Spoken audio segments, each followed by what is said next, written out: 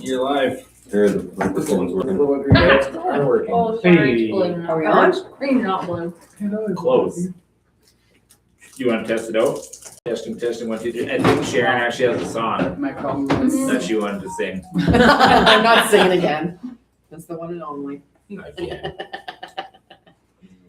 you got it right, Kevin. yeah, no, my problem is now I have to share it to Facebook. Yes.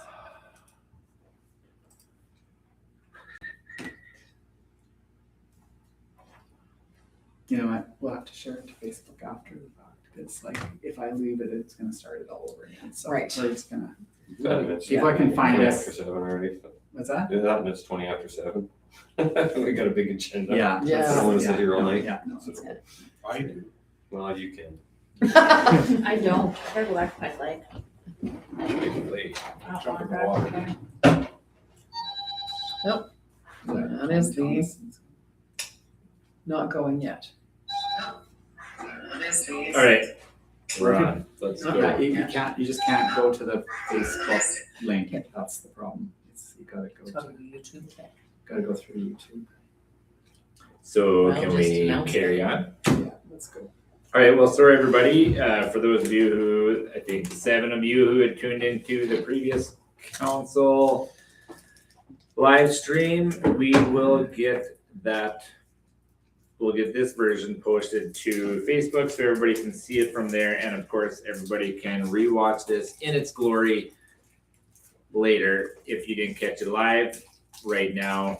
So I'm talking to you people in the future. Anyway, we had gone into our consent agenda, is that correct? Yes, so, but I don't think we had made a motion on that consent agenda. Kyle, you had asked a question about that, which you got an answer to. Does anybody else have any other questions or things they want to pull out of there?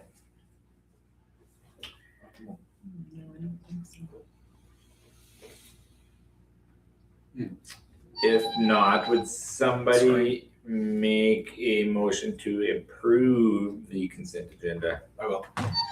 Counselor Guy Deerdahl is making that motion. All in favor? Carried. Good. Thank you, everybody. So we don't have any public hearings, delegations, presentations, recognitions. We do have a number of bylaws. The first one is the traffic bylaw, which we are actually not going to discuss in great detail today. But it is here if somebody has a comment. Otherwise, we're going to talk about it in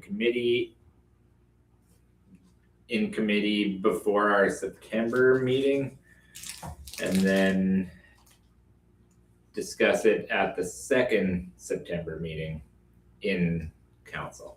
Yeah, because we're gonna talk about helmets for people with electric bikes, I believe, especially homemade electric bikes. Yes, we are happy to discuss that. Which is actually hilarious because a ratepayer had brought that up to me yesterday. Good. Does anybody have any comments on this? I guess my comment is I'd still vote for all yield signs and less stop signs, but we can talk about that another time. Anybody else get any good feedback between last meeting and this meeting? Douglas Street. I think I brought that up before. Douglas That Street. you want stop signs on it? Some better traffic control. Can I ask a question? Stop signs Why are you isn't terrible. discussing this right now? Just a quick discussion. Okay, Because all it's right, on 'cause here. I'm not paying If you- attention, If you sorry. didn't want it, don't put it on the agenda. It's a placeholder. But yes. Okay, Douglas, we've talked about that. Yeah. But I mean, Um, I got feedback on that. Is what I'm oh, trying to get I at. see. Yes.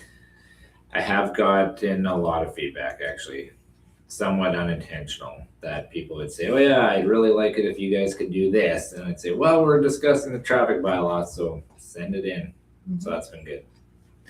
And anybody who is watching this, if you do have any other feedback on it, let us know before our September meetings.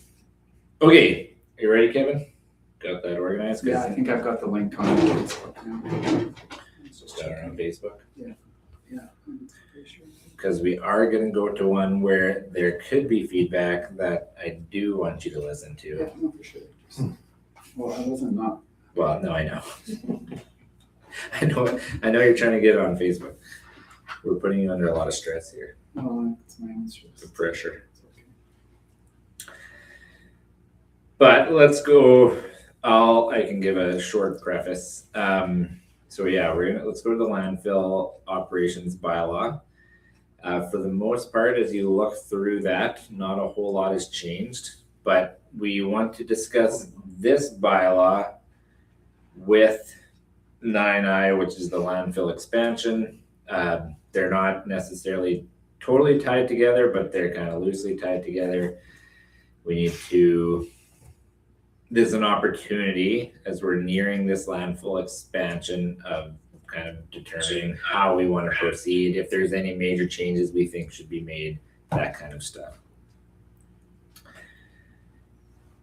So I'm going to go to the stuff that I can see highlighted until Kevin's ready, but Kevin, you jump in when you're ready.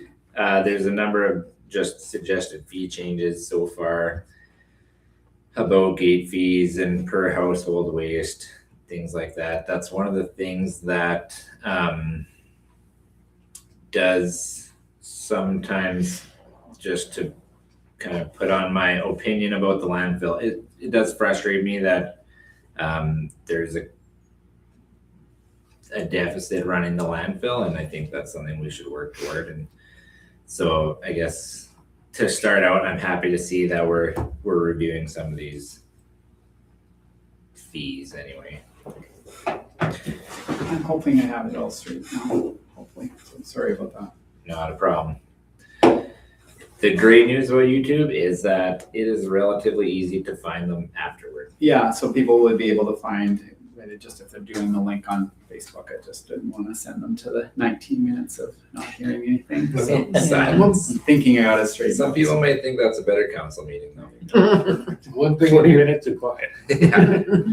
one thing here I'm wondering about the refrigerant items. It's not highlighted, but I know it was a while back when I went to take an old fridge in there and they said they wouldn't accept it. Mm. Weird. Do they know? Well, any refrigerant item with It's $40. of removal. Yeah, so yeah. No, they would no. They should. I if you have that ran into Yeah, that no, again, I let me just know. wondered. No, Yeah, no, that shouldn't No, I figured. been said. I was kinda- I mean, we could have, there are times when members of our public works team are there, just, which they should know as well, but yeah. Oh, that's fine. Yeah, it's if Not a big refrigerant deal. item comes in, yeah, there's a charge for the additional, for the removal of the refrigerant, let me set it in a separate spot, yeah. Yeah, you just hope somebody's not driving at 20 miles and then it's like, nope. Yeah, no, it's not that it's a no. It's Yeah, a- we'll take it, but you just pay the extra $40, $40. yeah, that's fine. Right, That's fine. Nope, right. nope, that's all. No, fair, no, thanks for asking, that. That's good. And yeah, mistakes get made at some point. Oh, of course. I'm gonna back up a little and Okay, so we're just with landfill operations. Yeah, so yeah, like the mayor did say, we're looking to try to, like, when we first set the rates, when we first set over to the to using the scale, there was a change in rates. So we based the rates on the kind of the going rates that Saskatoon Regional Landfill had. And they've done some adjustments on their rates as well since then, but we're trying to adjust rates such that it makes it a little bit less costly for us to run. The idea behind the landfill is for it to be a break even. We are not at break even yet. I still have a mind we'll get there, but break even has a few different caveats, I guess, to it. You can have a break even that doesn't break even, but it operationally pays for its operations, but doesn't pay for its capital costs in the future.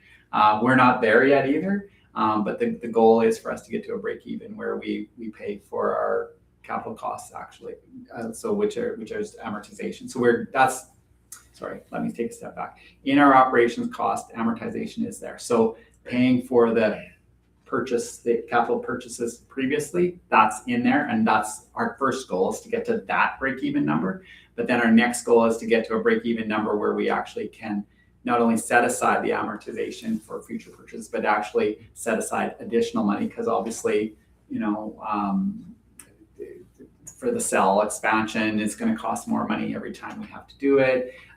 Equipment is going to cost more than it did 10 years ago. So there's pieces like that. So we're not at step one, which is getting to break even, paying for the amortization, which is the first step. And then once we can get there to a nice figure, then we would like to get to the future capital purchases to start collecting future capital purchases as well. Now, having said that, from a cash basis, not to confuse everybody, but from a cash basis, if we can get to covering our amortization, then we actually would have some cash that we can put aside in reserves for future purchases, but not enough. Well, but, At least there'd be something. at least there'd be something. So we're not at that Direction, first yeah. break-even threshold yet. So one of the pieces is that, again, users of this should pay for this, not taxpayers supplement it, not utility, not water and sewer people supplement it. It should be the users of the landfill pay for the landfill. So it's still the goal. I know that there's people in the community and even on council that don't think we can ever get there. I really think we can get there. Part of it is to get there. Part of the way to get there is to increase our rates. Now, sure, that could be argued quite easily that increasing the rates is unfair to the user, and they should have the going rates to deliver to a landfill close by. Well, quite frankly, there's not a lot of landfills close by. And what we've had experience in the last 2 years specifically is municipalities and people from municipalities who have brought garbage to the landfill and really just want to get rid of it and are willing to pay kind of whatever we charge. And so we have non-participating municipalities who get charged double rates, and they pay the double rates quite willingly because they want to get rid of the garbage. So that, I don't want to mean we need to hook everybody. Yeah, And but then we we have also to shouldn't be operate- paying, our ratepayer shouldn't be paying for everybody. that shortfall so that somebody from somewhere Yeah. can come. fill up And our even if tank. it's from here, even if it's somebody from here that is just creating extra garbage over the next person, or they have I'm gonna do this, I hope. Yeah, use my house. So Yeah. you tear a house down and you're not paying the rate that you should for that, then the rest of everybody is paying that rate. And I'm not I picking know. on you. Yeah, I I'm know. picking at you, on you, but I'm not picking at you. How's that? But that's that piece, is Yeah. so that people actually are paying the Yeah. appropriate rate. And we have, we did go 4 years ago or 3 years ago, we actually started with our operation budget. So we actually started charging ourselves for our residential garbage too. So that was an effort to try to get to that point where the residential garbage people pay for that. So, and everybody has, and then we went to everybody has a certain size of a container, right? Yeah. So it's then there's some equity amongst what everybody's paying, right? Obviously you can put a lot more weight in that volume. One person can put more weight, so we do charge by weight, but it's at least it's a semblance of equity, right? Cool. I kind of went off on a tangent there for sure, but yeah. So that's the piece behind that. So we've put together some numbers, some increases. Again, we haven't. This is first reading, so we haven't put these numbers, because we can do this now. We have gathered information, so we could actually attach these numbers to our current use. So we could, or to our a 1 year ago use. So we're going to do that before the second and third reading to show, hey, we would have a little bit more money, and actually maybe get it to a point where council might say, well, maybe we should increase the rates a little higher. So this is just the introduction of this. So I don't know if that makes sense. Yeah, I was gonna say, could you plug these numbers into? Plug the new numbers budget? into what we did before, yeah. The other thought I had is that, and I haven't confirmed this, but a Moose Jaw counselor told me that their landfill is a moneymaker for them. Yeah, I don't know how they're doing it. It seems very foreign to me, but maybe we should. well, yeah, so yeah, I've heard that before, not just Moose Jaw, there's other municipalities. So there are municipally run landfills that have actually expanded their business to everything. So they actually collect the recycling material and they sell it. In order to run a and I can check some more, but anybody I've ever talked to is they're kind of in the business, they're in the full business of that. So that's rare to hear that, because even some of the ones that are all in are still saying it's very difficult to run. Well, I mean, we were all in. Yeah. Yeah. We were. But the recycling in the end was desperately Yeah. losing money, Yeah. wasn't it? Well, and it was We couldn't sell it. at a time it was very difficult to sell those recycled materials as well, and or you have to have the volume of the recycled materials to actually attract buyers. Yeah. Too, right? So for now, so let's not even get into residential recycling. But when we talk about metal, which pays, we don't have the volume of that to attract buyers on a regular basis. So we sit there and have it on stock for a while, and then to get to a certain level, right? So, yeah, I mean, there's certainly models that we could move towards, even not necessarily going to residential recycling like in that manner. And there's efficiencies and whatnot too that you have to try to find, and we can find. We're searching to find a little more efficiencies at our landfill as well for expenditures. There's a huge, and Donna heard the story yesterday when I was talking to the Communities in Bloom people. We were talking about the landfill, and there is a way for us to extend the lifespan of our landfill, and it's shredding all the material that comes in, every bit of material that comes in, which would be fantastic for the lifespan of the landfill. So when we are doing things like expanding the landfill and spending the money on a leachate pond and all that kind of stuff, it really would help there. But then operationally, we would need a shredder, which is Not cheap. not cheap. We would need an excavator or something to load into that, which we don't have. And then you'd probably have to dedicate another operator. So I'm not saying and I'm just throwing that out there for a reason, because we've talked about it before.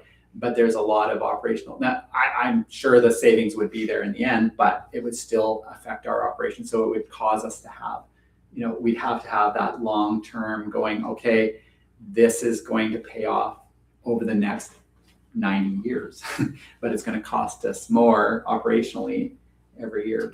But our replacement of capital is, and that's tough. It's really tough to have that. And Because you don't know when if you don't know, years, you don't know what the you don't know what equipment's gonna that's cost too. Yeah. but you don't know what regulation changes are gonna come in 30 years. Well, in 5 years, in 2 years, I think that's one of the things with the Ministry of Environment and the Ministry of Environment and regulations, and that's the key, and even the technology that's going to be out there, because we've all heard, I'm sure around this table, and people in the public have heard about how burning garbage is going to be a resource rather than right. Yeah. And I'm convinced, because it's happening enough in the world, that is actually going to happen. So when we talk about that our landfill has a 70 to 90 year rate, that's at today's technologies and whatnot. Right. I'm convinced that our landfill will be forever, because there will just be some stuff that has to go in it, and then one day there will be burning garbage to create energy, because it will. It's not going to be developed here in Outlook, I'm sure, or even in Saskatchewan or even Canada. It is already developed. It's just how to make that economically viable, right? And it's just not there. So anyway, yeah. Got it. Guy, Oh, Councillor Guy. Have we ever looked into what a shredder costs? Yeah, we have. We demonstrated a shredder here 4 Yeah, years but ago. that was kind of for trees, wasn't it? Yeah, no, but it shreds everything. Yeah, it shreds So we shred it. So we would shred. Well, not metal. With- That yeah. one would- Well, no, you could shred metal too, but that would shred mattresses, all garbage, any garbage that comes in. It would shred trees, as we said. It is, that one in particular was supposed to shred cement. It didn't do that. No, that's pretty tough. Yeah, it's very tough. But that's not a big issue. We divert it and put it in a pile, and we could treat that for something else. But yeah, that shredder was about $500,000, and then we also have to have an excavator or something to load We stuff. have an excavator. No, we don't. No, not an excavator, but no. We have a loader. No, We have two Wasn't loaders. it, you couldn't put a load, or use it for the loader? We could What? use, yeah, With not to grapple? the same, yeah, you need a grapple. I doubt it. It was, This one is just like putting little yeah. pieces. You're not gonna take a grapple Yeah. and dump a hole. When we rented the when we rented it, we actually rented an excavator as well, or an excavator we rented as well. Yeah, Must be it's smaller just- than I'm thinking. No, you definitely, a very big. loader wouldn't, and you'd wreck your loader pretty quick too if you were trying to use it. Wrecked it. Yeah. Shredder. No, it's, that's that piece. It wasn't a very big one. No, that one was like, I think at the time it was like under $500,000, that one, but you'd have to also add in. Anyway, that's another discussion for another time too, but I know I introduced it, but yeah, it's just one of those pieces where there's a lot of different moving parts too. Yeah, because I'd like to see the difference between, okay, we shred everything, but Yeah. we shred everything and we don't shred everything, and all of a sudden the landfill we have lasts another 10 years. Yeah. And we're gonna spend that much on a new cell and all that. No, Yeah, you gotta weigh options. yeah, no, for sure. Yeah. Okay, yeah. Okay, well, this is only a first reading Yeah. to open this discussion up. One other idea that I had while we were talking was, we had in the past planned, and we didn't quite execute it, to go on some tours of town facilities, and maybe while we're talking about this and the expansion, we could zip out there someday as a council and or mix it in with the tour of some of the other facilities we're looking at. Would anybody like to make a motion for first reading, just to start the discussion? Sure. I will do Councilor Bruce makes that motion, all in favor? Carried. Okay, thank you, Kevin, for bringing that to our attention.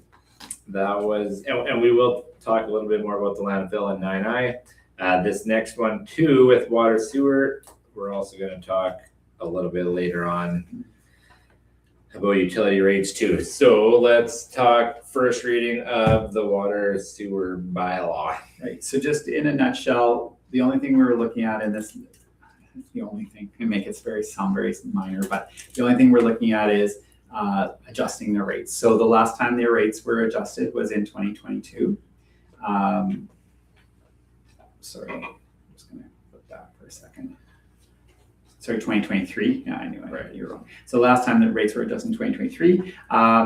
Obviously, council's aware we've undergone, we have different cost of living, consumer price indexing increasing. So we're looking to recommend that we increase the minimum from $40 to $42, which is very minor.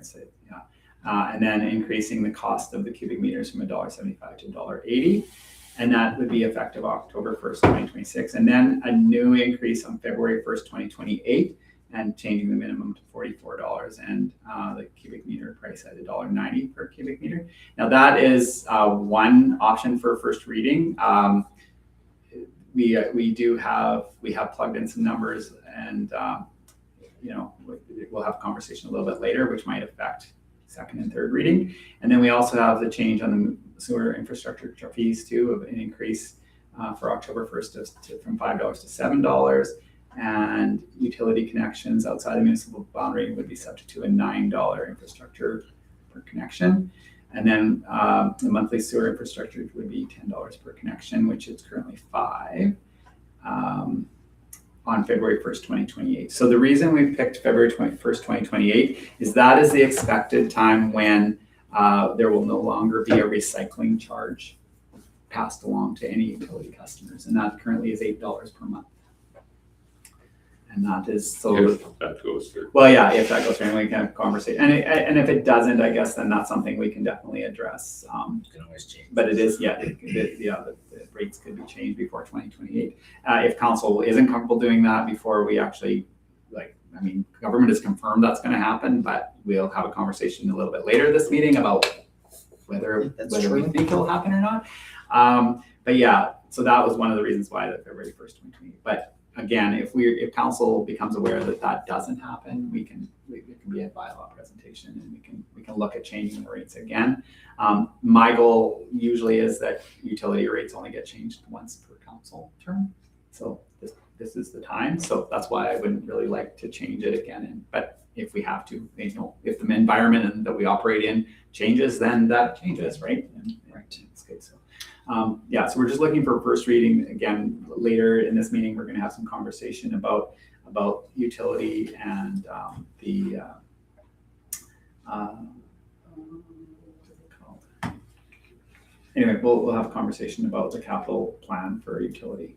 Oh, utility works rate policy and capital investment strategies. So, yeah. So, just because I'm a little, the monthly water infrastructure fee won't change, Not at this time. but no. just the sewer one, the sewer infrastructure fee. So it's got. Yeah, at October 1st, The first 2026. page is water, the second page is sewer. And one of the reasons, thanks for bringing that up, just to clarify, one of the reasons why we were looking at increasing the infrastructure rate for sewer. Obviously, yes, there's always an opportunity to spend money on water infrastructure and sewer infrastructure, but when we look at, once we've completed the raw water intake and we've got the work done to the water treatment plant, the next plans for water infrastructure capital replacement isn't soon. Whereas the sewer capital replacement, that's stuff that is higher on our priority and higher. So that's why we're looking at adjusting the sewer infrastructure fees, because there's more work to be done in the sewer in the most adjacent amount of time. As council is very well aware, we definitely need to do some work on the lagoon, and it's high on our priority list. And yeah. What about that one street over here? Yes. What street was that? Where? Hearn. Hearn? Yeah. Was that water or sewer on It's that one? both. It's Oh, both. okay. So we've continued to be collecting, but while that is sizable, it's Right. not as sizable as we're talking about, like with the lagoon and also the main lift station. And a different line from the lift station to the lagoon. So that's the sewer infrastructure is higher.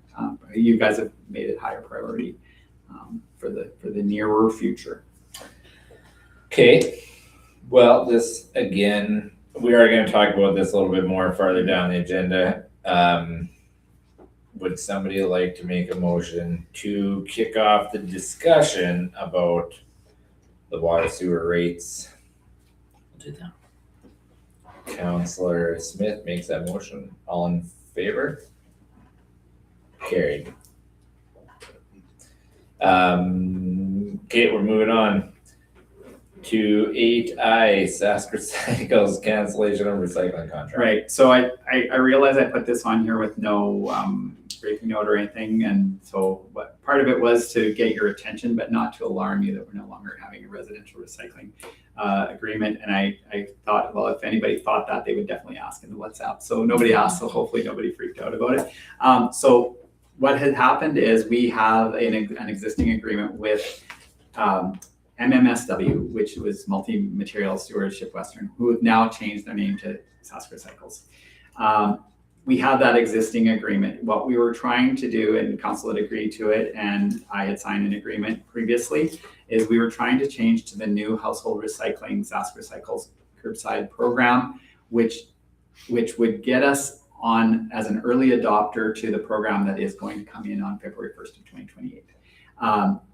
We wouldn't get 100% coverage for the recycling, but we would get a little bit more coverage for money from Sask Recycles for recycling than we currently get.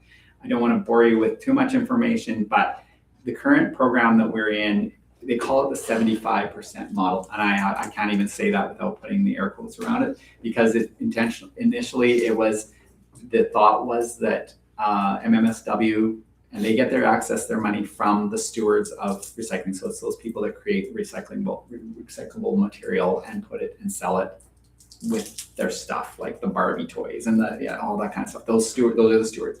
So Sask Recycles, MMSW, Sask Recycles had what they called the 75% model. They felt that they were giving all municipalities 75% of what it should cost for a residential recycling program.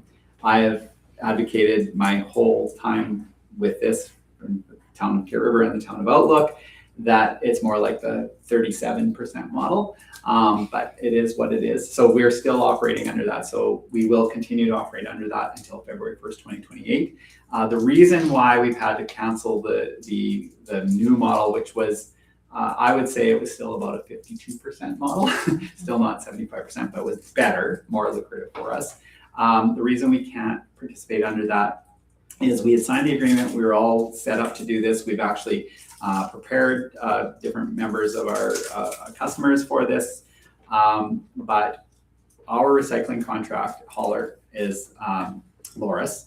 And Loris, unfortunately, their pricing for us was such that they assumed that they were going to be able to continue to sell the recycled material and gave us pricing accordingly.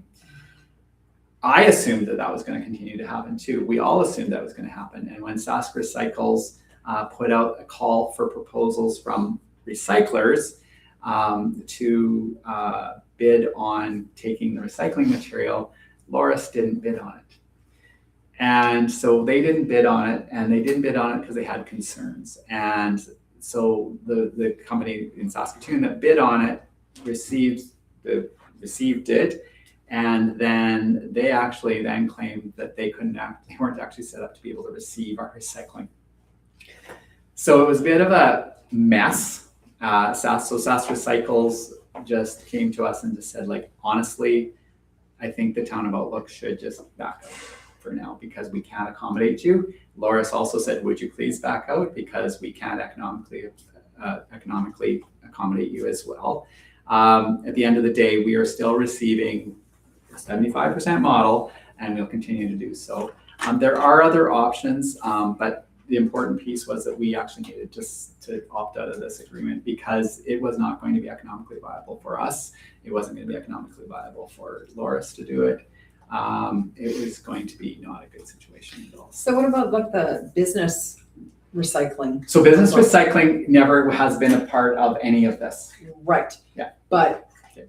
the business recycling was being picked up by Loris. We are getting billed through the town. Right. So I've left because we're still preparing for the eventuality of this program. And we shouldn't really be charging, like Loris should just deal with the businesses directly because one thing has been abundantly clear, and even the 75% program, it is not supposed to be commercial recycling. It is only supposed to be residential recycling. So we actually have an accommodation for that because when we do the reports, we report that we have commercial recycling, and then that lowers our income from the town. So it is really best to get the commercial recyclers off and have them direct with Loris. And to be really clear, many commercial businesses have been doing it all along, have been directly to Loris. So that was the letter that I had sent out in May to the businesses that were still through us, and we still we're still able to do the garbage. We can still do that because it doesn't affect that. But our preference would be like, hey, one customer, remove the businesses from having to pay us anything, get rid of us as the middleman, direct with Loris. So, and they don't have to just work with Loris. I mean, whether it's economically viable, yes, but we yeah, do. I know, but there are options, right? So Well, yeah. there. Are they economically viable? I get it. No, and I get it. no, I get it. yeah. I get it. But there could be in the future too. Right? So yeah, is there another option in Outlook right now? Arguably, maybe I would not suspect economically, no. but there could be in the future. So that Well, also I'm puts thinking in- yes, if you are a large commercial operation, Mhm. I can see that having avenues. But if you are, like the whole Sask Power, the drugstore, like that whole line. But- that's, So what we've found, and what many have done of those sizes have said, we actually don't even create enough recycling, and we'd rather not pay anything. So we go, okay, that's fantastic. So whether they take their recycling to their home, whether they take it to the blue bin for free at the landfill, right. that's up to them. So it is a cost savings for them. We've had quite a few reach out to us and say, honestly, we weren't hardly putting anything in there. And often we weren't setting the blue card out.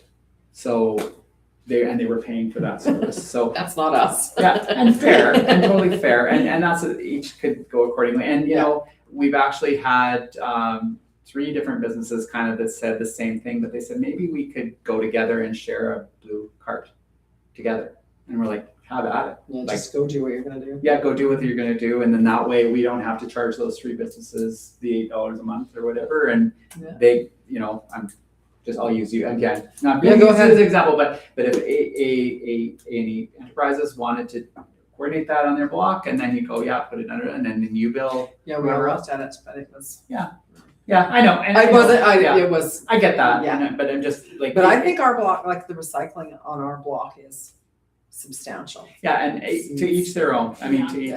to each business, they have to make those decisions. We don't want to make those decisions Yeah. for you, right? So it really puts us back. You guys are trying to kill trees. I'm trying to save trees. Trying to save Like trees. buckets and buckets of paper. Yeah. Here you go. Here's all my paper. You Yeah. can put it back into another piece of paper. Not bad. Did you say you could go to the landfill and use the blue bin there? Yeah. For free? Yeah. Anybody? It's free, right? Cardboard, Cardboard. it's, it's for large cardboard, Yeah. that's. But if you had too much recycling, you could throw it in there. We're not, if it's Is it recycling, it's strictly recycling. cardboard or is Strictly it cardboard. anything? It's supposed to be strictly cardboard. It's, It never is, but No, it's it's supposed not. to be. It's- yeah. That was what we signed with Morris at Yeah. the time. but It was it's just all cardboard, recyclable but it's material, so anything can be in never there. just Yeah, there's all sorts of cardboard and- recyclable materials in that. Interesting. Okay, where are we here? And yes, Sorry. anybody can. So yes, we've canceled that, which is too bad because we're Yeah. probably out a little bit of money. Or no?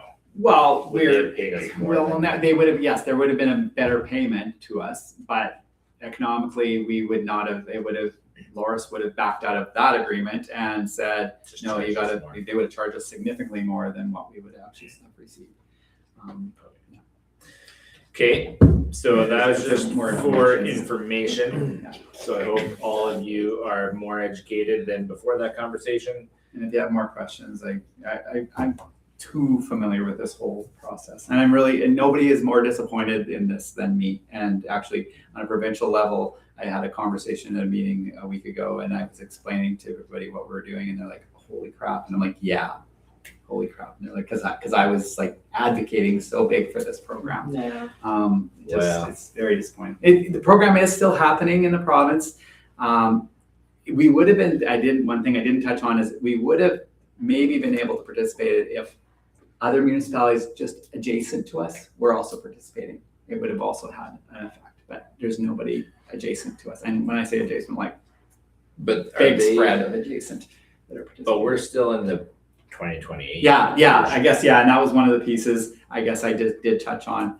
You know, it's still geared for the program to be mandatory by February 1st of 2028. Whether that will happen, don't know. I have the disadvantage of I was here in I wasn't here, but I existed in the job in 2014 when things were going to be mandatory on a certain date, and they actually didn't get mandatory for a year later. So you just, but hopefully we've come Well, ways, but there are some skeptics of the I'm sure, program. and I'm sure nobody from SAS Recycles is watching this, but I'm very disappointed in SAS Recycles actually, but we'll Well, continue on. you stood up and defended them pretty good at SUMA. When I have. there's other people Oh, I've who were defended them at pretty more than the critical. SUMA convention. And critical for different reasons, Mhm. though. Yeah.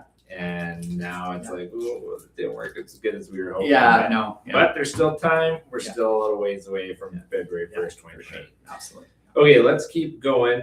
8II is just it is an email from the Mayor of Delisle, who is the town caucus representative for us with SUMA. I intend at some point, and I'm guessing she'll probably call me before I get around to responding to her email, but I'll respond to her email. And just so everybody's aware, what she's just asking for information as a touch base. And she said that the three main things that for advocacy with SUMA affecting towns is infrastructure funding, which we just talked about, healthcare and public safety. I'm not so sure public safety would be in my top three, but I'd maybe put irrigation in my top three, or put infrastructure again as my top 1 and 2, and maybe 3. Healthcare is a good one. Is there anything No, else? healthcare can't come off that list. When I respond to Deb, is there anything else I should add to that? Yeah, it is like public safety, we are in a safe place most of the time, like it is. You know, if you went for a walk at 3:00 in the morning. Yeah. You know, you wouldn't be afraid to do that. Depends who's driving around. And just, Stay off the sidewalks, you should be fine. Yeah. Public safety is a pretty broad verbiage Yeah. there, because I'm thinking when it comes to towns, I'm thinking there, because something we hear all the time at a town's meeting is about the ability to enforce bylaws, RCMP, costs of RCMP. I think that's what that is relating to, which isn't necessarily Public. actual safety. personal safety. Yeah, Yeah. and then there's also conversations about fire protection and like how there's a lack of, like that there's no funds provincially or federally for fire and rescue protection. Like I think that's the broad scope of public safety, but I could be wrong. But because coming from the town sector, I would think so, because like we're not in the same situation as with the city of Saskatoon and the city of Regina when they talk about public safety. Yeah. That's a totally different topic. Well, and even Yeah. fire protection, all that, like, I guess for us, while we put in the hard work, we kind of got ourselves to where we need to be, so. But we would never turn away No, we funding wouldn't. from No, a higher level. But I still feel like I'd have higher priorities than that. Well, number 4 is plastic rocks. Yeah. Right under public safety. Are you gonna make a motion to buy some plastic I rocks or think what? we should. Well, I think that the city All of opposed? Toronto is selling, is Had it to put that thing those things that they have for FIFA? Oh, Like they're plastic, but they go beavers or something, they were all painted up. oh. They were only $300. Literally squirrel. Yeah. All right, well, for plastic rocks on the bottom of my email, say that everybody should have those. So you'll respond. Maybe we can rent them from the city. Yeah. Make some money. Wonder how much they weigh. Surprise some. Guy can go get it. Stolen Yeah. them. That'd be- That is just question. icing on That the would just. Well, we lost a couple rocks in the city today. All right. Come on, it's funny, actually. It is We didn't do it. That's what's funny. It's so good. Where is this conversation gonna go if we let it go too long? That's what I'm more concerned about. Let's go to, okay, so now we're gonna go back to some of the things we already discussed, with slightly different angles. So let's go to 9.9, the landfill expansion. Hopefully everybody had a chance. You okay, Counselor Nicole? Okay, we'll go and Sorry. let you, recover without being the center of attention over there.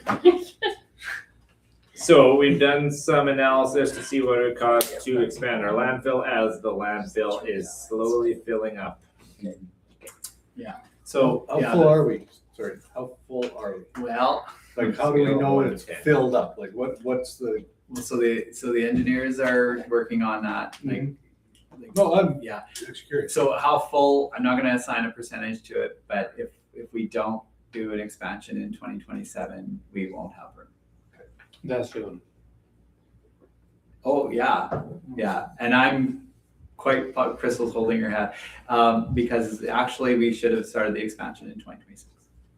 Like yeah, and that shouldn't be a surprise, because that was a conversation we've had previously. So yeah, we're buying time right now. And that's why I was kind of wondering, sorry, I mean. Yeah, no, I it's know we're good. No, getting that's off your- great I know questions. you're I want to trying be very talk, honest about that and. That's share why that information. I'd really like to know what a shredder would save us in how many years. I don't know how to figure that out. Well, we can do that. I've asked our engineers to get that information Yeah, for that'd be us good. previously, but I will remind them Yeah. and say, like, we really would like to do this as a Good part of suggestion. this next process. Yeah, for sure. So you just see, so I'm not gonna go through the actual engineering document there. So there was an opinion of probable cost, that is at $2.11 million. Now that is, you say that loud, fast, and it still sounds like a lot of money. Anyway, and then, but what that opinion of probable cost includes is we've had some conversations, so I'm not gonna refer back to it or go back and forth, but for the landfill expansion that is proposed, there is a significant amount of fill that would have to come in on the southwest side. So of the expansion. So closer to the stock car and then east. Southeast. I said the wrong west. I said the wrong direction. Southeast side. So the southeast side. So so Associated Engineering has suggested because the ground just drops off so bad there. And they've said we could actually save ourselves by moving the berm in west a little bit. And that's the second opinion of probable cost. Now, what that does, it does reduce the lifespan of the cell. But, and there's some conversation in the emails about that, about like, it's still the most expensive part of doing that. It's something that when we talked about it, it would still allow under the design of the landfill as a whole, as you add a cell, it would still allow the existing cell to be built up more. It would, what I think, and I actually haven't looked at it today, but I think it would reduce the expected lifespan of the new cell of about a year and a half, maybe two. But it looks like it's actually a fairly good thing to do, just to reduce that. Now, it doesn't say you can't ever add on that in the future. You could definitely do it again, like in a future add-on, but it's still concerning because you're looking at you could invest the money now, which we don't have, and you could invest the money now and then look at, then you have that, you don't have to invest it again. But the other issue is like they were looking for some savings now for us. So, but in the long term, it's not a savings, right?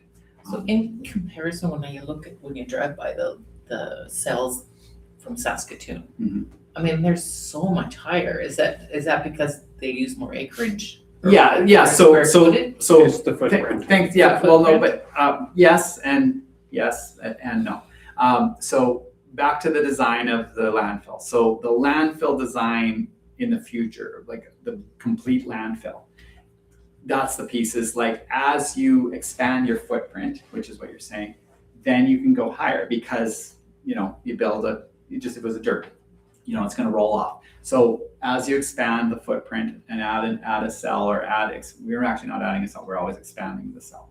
So as we expand this cell, then you can go higher because it'll go further, right? So obviously, eventually we can get that tall, right? But yeah, it's just we're doing this in stages. We didn't spend however millions of dollars that we would have had to spend in the initial part to have this all. Instead, we've got it staged.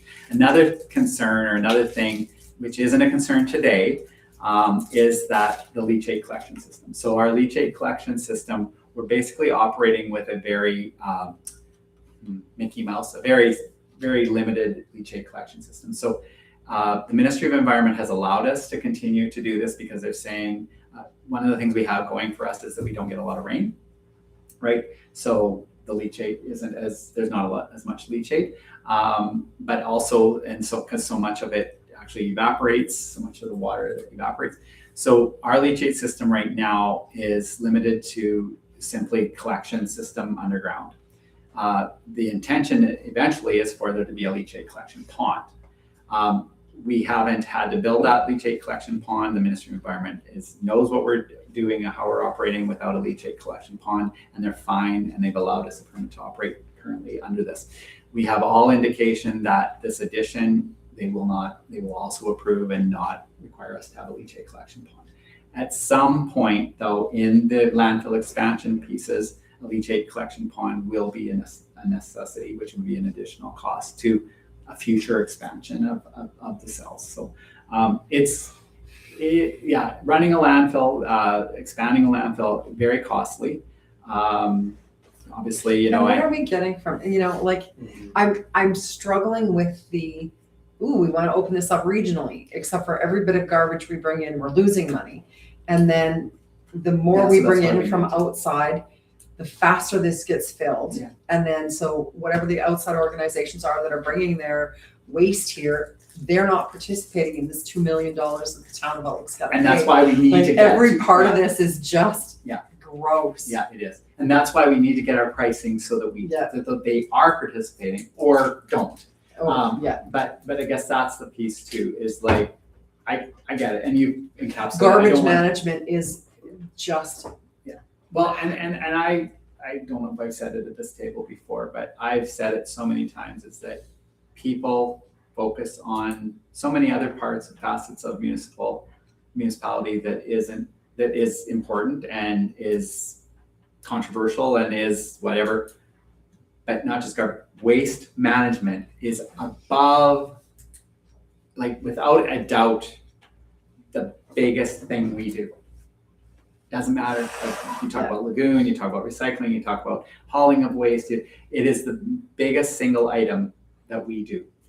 Whether we run a lagoon or not, and honestly, I've had experience with this, even if we don't run a lagoon, it's still really expensive and it's still the single biggest item that municipalities, urban municipalities deal with. It is, yeah, it's So- it's unreal. If we remove more compostables out of the landfill or out of our garbage stream, would that affect the amount of leachate that is produced? Sorry. So Yeah, the compost materials, yeah. compost. Well, Is that increasing the amount of liquids? Like, no, The leachate? no. Oh, like, so we are already removing compostable, but you're just saying if we remove more Like or household, like, yeah. compost, like, yeah, so we actually I think we have a pretty awesome compost program that Yeah. removes a lot of Oh, compost. it does, Yeah. yeah. But there's still lots that end up in, Oh, for sure, absolutely, and there's always going to be. yeah. I don't see that like our leachate situation we're in a good situation. So I'm not concerned about it, except for that I'm just bringing it to your attention that one day Yeah. it's Yeah, gonna, it's we're gonna gonna, be a problem. well, it's gonna be a problem, but one day the Ministry of Environment is gonna say, yeah, no, you've got to address this now, because you're gonna have this much. So we monitor how much leachate we remove. Like, we've went a couple of years without actually having to even remove the leachate. So that's one of those pieces where it's not a high problem for us now. But yeah, I was just thinking when you said this is, and I've said this before, is like one of the things about removing compost, which isn't anything that we do with leachate, but removing compost to the level we do, it actually affects how, and this is not the technical term, but how all of the garbage rots and how it actually, so compostable materials actually induce the Decomposing. Yeah. rotting isn't the right word, Yeah. but you know what I'm talking It's about. You know, decomposing. decomposition. So because it actually promotes decomposition of other materials quicker as well. So the cleaner your pile is, the longer it takes to get. Anyway. But the other piece on the leachate collection I was going to mention, and this is actually a suggestion here, is that we can actually reuse your leachate liquid you can actually reuse it, and you can spray it on top of.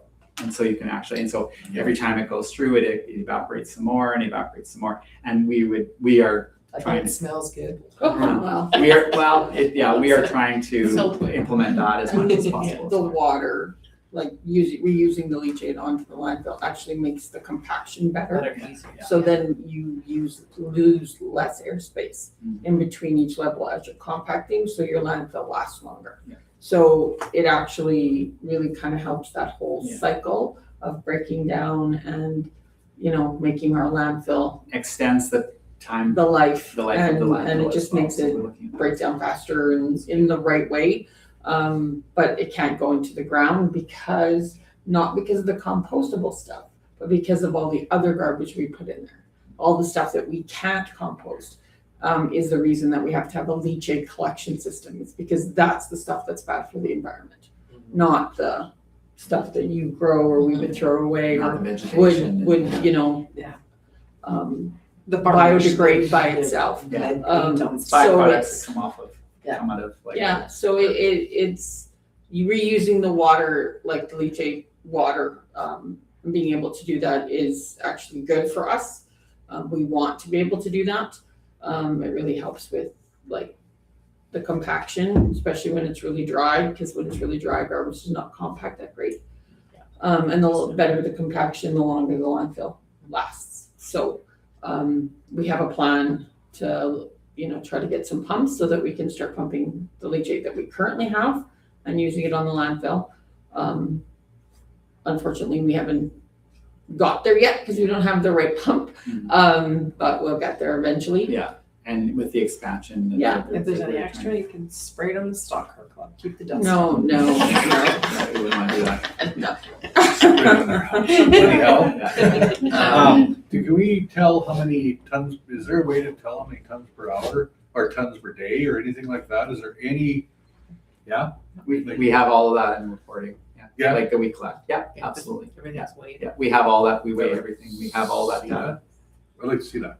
Just Sure. sometime. Yeah, For whatever. what time period though? Oh, I don't know, just even like. So on our landfill, check on it our out. monthly, So- on our monthly landfill reports, you see that. Yeah, Oh, I oh, put it okay. in there every Yeah. time. I'll do it for like a month. Yeah, month, just a month, So that just you an can average, see eh? each Yeah. one It's on from, the, yeah. I do it every month. It's So when on- you it's look on at your my landfill report- I don't read anything. I Okay, can't well, read. sorry. I So We the need next time you come pictures in, only. Send pictures. There'll be a chart. the next time you come Actually, in, sorry. absolutely, I can show you. Just come to the office. I have all of the reports. And I can show you what we take in a month. I can even break it down to what we bring in per day. Really? Yeah, Actually, it's right in our agenda. Is it? Where? Show me where there. It is I can't. under reports. And then just It's, back to even the conversation about like June. who else is like. The obviously landfill the report, RM July the 2026. RM Valley is using it. Uh, Oh, yeah. There are others Okay. using it, and I know when I said about the double rates, Good. Well, it's that's not not, I significant just wanted to amount, see. but it is, but that's why they Yeah. pay double rates, so that we actually get some more money from them. So that there, we are trying to kind of do a bit of Trying what to you're even saying, it out, yeah, for sure. It's not lucratively, like, it's not like used by a bunch of other municipalities to extend, but we don't I was thinking ask more when like, people want to So. drive in, we don't say Total where is you're from, like where we used to rate. So now, Okay, now we try to, 280 but we can see where you're from, tons, but if they're not from. roughly? Okay, Okay, we So can't that have two varies by conversations month, going on at the same time. okay, sorry, I thought that one was that. But it's probably less than It was winter not. or more. I'm gonna get it. usually less in winter because we have less people coming. Most people aren't demolishing houses Right. or doing any of the work outside, so it's always less. Okay. But spring, summer, fall. Thank you. So then the second opinion of probable cost is of 1.53 million, so that is removing, because I did get off on a tangent, that is removing, that is with the berm moving in a little, and not putting having put all the fill on the, where it drops off, okay? So I just wanted to share that. And that was on the east side? Yeah, on the east side. East, where is that? I was trying to look at the, but, okay. It's I'll in, figure it's it out. actually in the, Is it the first, second drawing? Anyway, Crystal, while Kevin looks that up, could we get the fees in that chart on a different axis?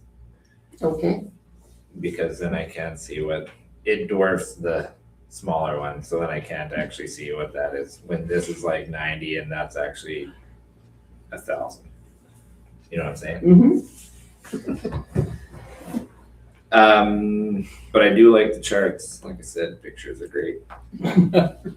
so if you go to the landfill expansion, Pictures. Drawing. the first document, and you go to page 6, it's what it says on mine. So it's showing the landfill expansion cell with it looks like it's a quadrilateral, or whatever it is. I think you're close. I can't think of what it is, but you're close. Yeah, anyway, and then it's got the lines across and it's got little diamonds in it. Anyway, so that's the berm would be on the east side, which is on your far right. And so, yeah, sorry, it doesn't show this, but yeah, the berm would just move in from the east side, would move in. Yeah, a bit. Yeah. And just to Councillor Smith's comment. We have name Don't know what I was gonna call you for a moment. Anyway, but yeah, so that would show you that, like, so with that expansion, then the existing cell, yeah, as you can see, it's actually larger than the existing cell, and then the existing cell would be able to build up. Right? Yeah. Perfect. And then there is the access path, and in that you can see there's reference to like the access path. And one of the reasons why I asked to remove that, it's not that we're removing the access path, but it's just we don't want Associated Engineering was suggesting to us that we would actually make cement and asphalt and make that kind of a permanent spot. And Luke and Graham and I think Crystal wasn't there, but I'm gonna say, just nod your head and say you've agreed, that we were saying, yeah, we need a path, but it doesn't need to be any permanence to it. It doesn't have to have, we would still have our loading landing pad where it is now, is what we're looking at. Yeah, So we've had to, I don't know what this original cell was designed for in terms of years. I thought it was 10. We're definitely not 7 there. to 10, we're beyond 10. We're at, No way. We just did it right when we started No, council. no, we didn't. No. No, we didn't. It was No, before you we started. didn't. Are We you did sure? the- It started in 2017. So we're at 9 years Yeah. next year. Cause like if we gotta do this every 10 years, then I gotta have a real discussion about whether I wanna do this every 10 years or not. But It is if expensive. you're saying we're building out the base, and the bigger the base, the higher you can go, the theoretically less groundwork you have to do, then theoretically, the frequency that you would have to build and expand would reduce. Now, the other question that I would have is, which I know we had an interesting discussion with AE when we were looking at the 10-year plan, and there was like a colored picture with zones of where they wanted to go in the future. Where's the next zone after this one? And I remember one particular councilor got Wasn't it here? pretty fired up about No, it. that wasn't the next zone. That was. Oh yeah, that was 7 or 8 down the road. Right. That's what he was fired up about. But I want to know, like, where are we going after this? Yeah, so, well, you had that conversation, we have a map, I can Go draw back back and find it. and go find Yeah, it. 'cause it was So too we close didn't to have the- memorize that. It was No, too it wasn't the close. next one, it was, Yeah, The next yeah. it was one, like- yeah, where it was too it was close like to at the. 75 to 80 years down the line. Oh, yeah. And the problem is, all of that, you brought it up, so the Go on. problem is that all of the infrastructure that he was worried about will actually have to be replaced by that. So, Yes. But to me, I look at this map and I say, where do we, if this only lasts us 10 more well, years, there's a different. where do we go? Yeah, so we have. Yeah, that's, There's seven. I'd say this is only about stages. 8 years that the landfill's been going. At the most. Like at the moment, well, we did start putting stuff in 2017. We have information saying it was 2017. I doubt it. But We'll fight it's, it. but it's Well, maybe, okay, well, Because we didn't have a scale or anything in 2017. no, No, the No, scale came, in after, we yeah. were definitely, yeah, no, but it's. so we might have been used- filling it, yeah. but the scale and all The that is scale not didn't our come into term. play into 2021, 2022. But yeah, no, it's, I don't think that cell was built in 17. okay, well, I'll get that information for you then. we'll confirm. Yeah. Okay, this is information for a future decision. Yeah, it's more. So like I said about all our borrowing, I won't borrow for, I don't really care about, like, we can get Laura's to haul our garbage. That's where I'm at with this. To Saskatoon. I won't borrow money again till we have stuff paid off. I made my opinion when we borrowed the last money. Yeah, You blocked it in. Yeah. Yeah, and I agree. This is $2 million every, a tough one and like they to, say, losing money. It's- yeah, where's this, It's hard to keep dumping money into something that we just lose money at. it's a lot of money. If there is my opinion. alternatives, we have to look at that. well, Well, and there's decommissioning, but I don't know what the price of that is as well. So it doesn't matter which way you go, you're still Yeah. in it. Well, we spent $1 million decommissioning this one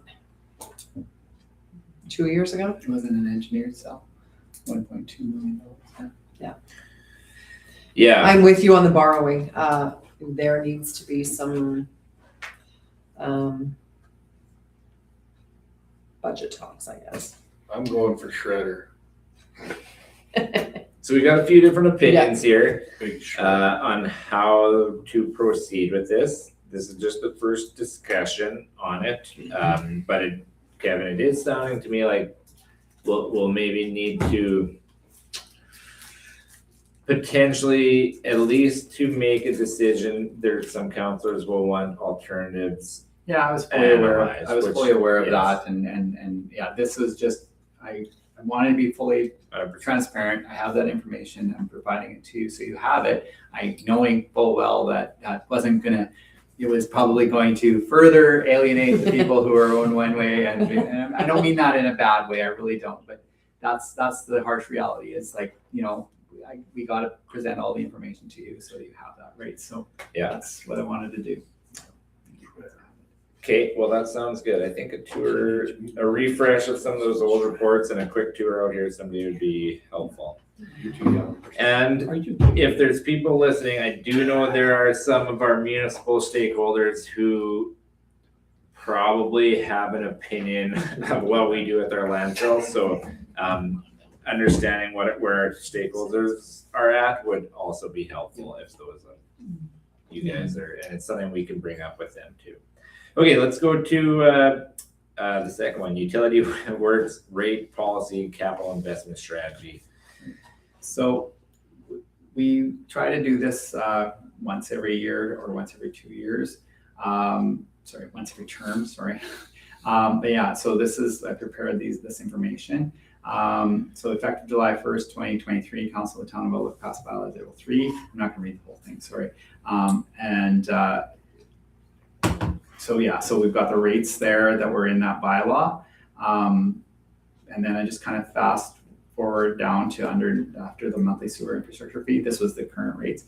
The objective of the utility rate policy has been to work towards a waterworks and wastewater works that are self-financing and sustainable, where the users pay for the cost of the service. We are pleased to say that this has been sustainable over the long term on an operation expenditure basis, which includes amortization, for a number of years now. Unfortunately, much of the utility infrastructure is in need of replacement and or significant maintenance. The Town of Outlook has accessed grants from other levels of government to assist with water treatment plant upgrades and raw water intake upgrades. The Town of Outlook has accessed loans to supplement the shortfall in reserves to assist with replacement and upgrades of both water and sewer infrastructure. Town Council continues to ensure ample room exists in the utility operating budget to support loan payments, which is interest and amortization expenses for infrastructure. The principal payments made on utility loans over time are a cash investment and not reflected on the operating budget. For this reason, it is incumbent on the Town Council to ensure that there is cash surplus and or reserves to make the principal payments over time. For this reason, utility rates revenues cover operating costs and provide sustainable infrastructure needs through a utility surplus. Council annually reviews its utility policy to determine if revenues are covering costs and to replace the infrastructure through its capital plan, as well as build utility services reserves in order to cover future infrastructure maintenance and replacement costs. So this is that conversation I was even having about the landfill. We actually, in the utility, we collect enough money to pay for the amortization and loan payments, and we actually put a little aside in the reserve for future, like we have the amortization part, but we also are able to put some. So in the utility, we are getting there, and we covered the operational break even and then some. Okay.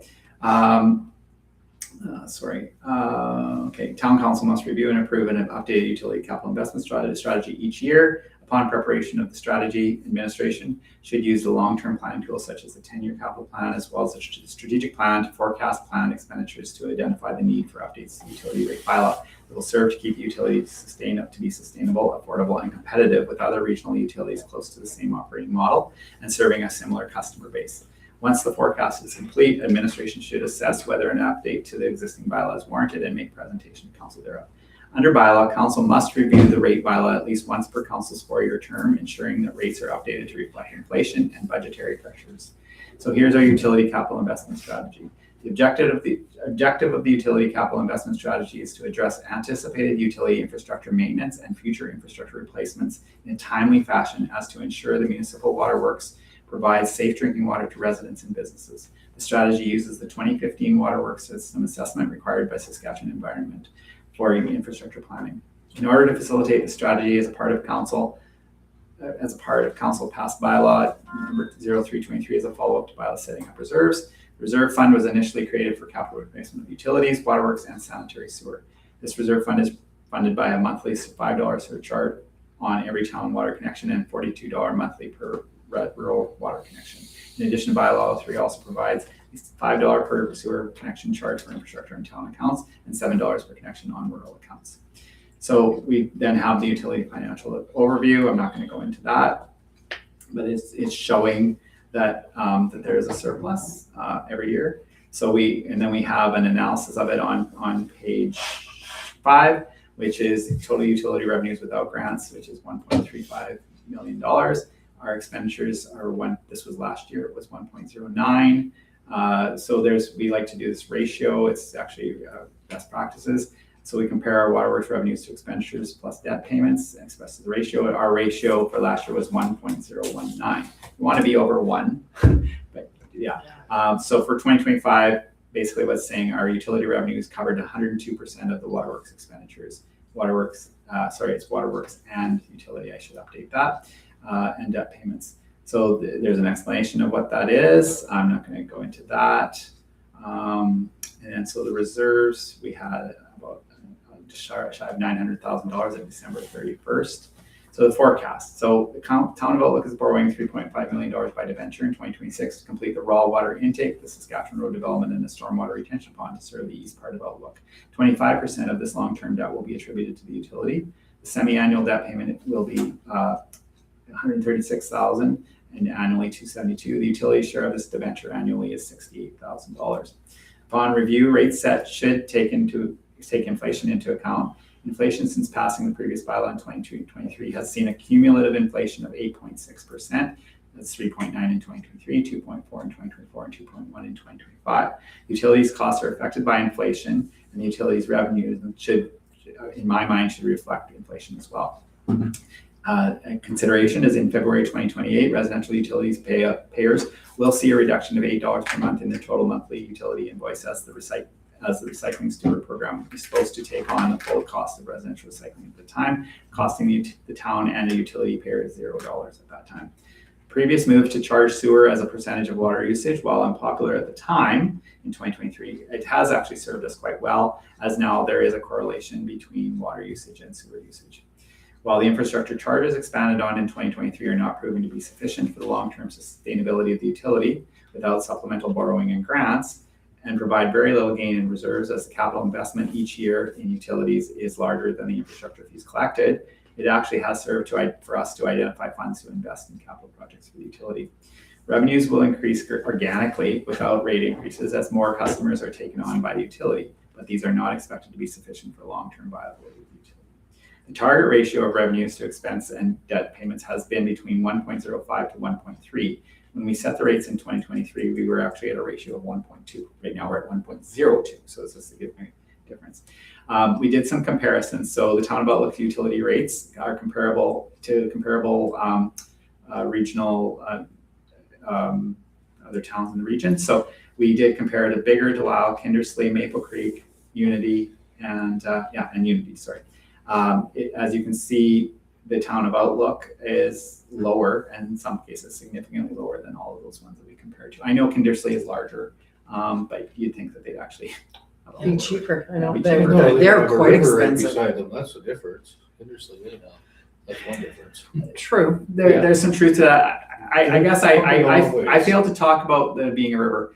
So I think it's a little overstated in this community that there's a river past and how that's so advantageous. It's advantageous in a way because that water source is right there, and the quality of that water source is different than a well source.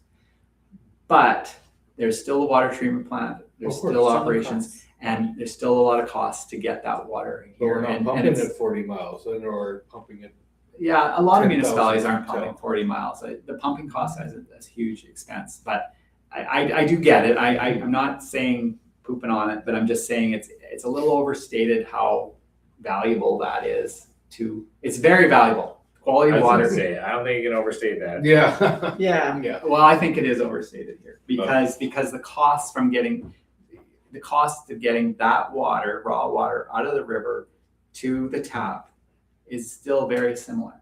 It's not like we're dropping a hose down there and just putting it in We're everyone's not house. dropping a bucket. If the And river, I guess that's why I'm saying it's overstated. if the town was built, well, two things. If you're running a pipeline 4 miles to a river, there's cost there, Mhm. which we don't have. So that is true, but it's really your pumping elevation that's cost you. But it does look like we have cheap fees. I'm just looking at, I'm trying to compare this to my bill, but Mhm. so for those of you thinking about it in your minds, there's a $16 garbage fee that comes off your bill, and a monthly recycling fee of $8 that comes off your bill, and potentially an e-bill discount for So- some of you. So what I did is I compared this to, I actually wanted to compare apples to apples, so it's for 3,000 gallons. Electronic, So get your bill that's 13 meters cubed, email rather than paper. 13.65. which is more than our minimum. Yes. So you would be paying a few, okay, well, that makes more sense, because now you're paying, I was gonna say, like, I feel like this is a few bucks more than the minimum, but that's because you'd be Because it paying is. 6 times 1.75. Because it is. Okay, that makes a lot more sense now. Yeah. So it's still showing that we're quite a bit cheaper than everybody else. And I do want to be very clear. I'm not saying that it's not important about the river going here. Like, that is not, I'm just careful of overstating the value of that. What's your W and MW stand for in the flat fee? Do you know? Oh, there's a flat fee for water. So the W is water.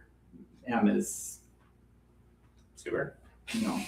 M is, I think it's, different municipalities have different things that they've set up, but it was a water flat fee. I don't know what the M stands for. I'm sorry. I'd have to go back. And now, does Delisle and those guys, who, are they under South Water? Or I didn't check any of that because I wasn't, like, No. Well, Delisle's not for sure. No. They have their own. They're well, aren't they? Yeah. This is what I'm curious on. But Up into the big tower and down. Okay, so this is information which Yeah, is for sure. helpful. Okay, yeah. Appreciate So that.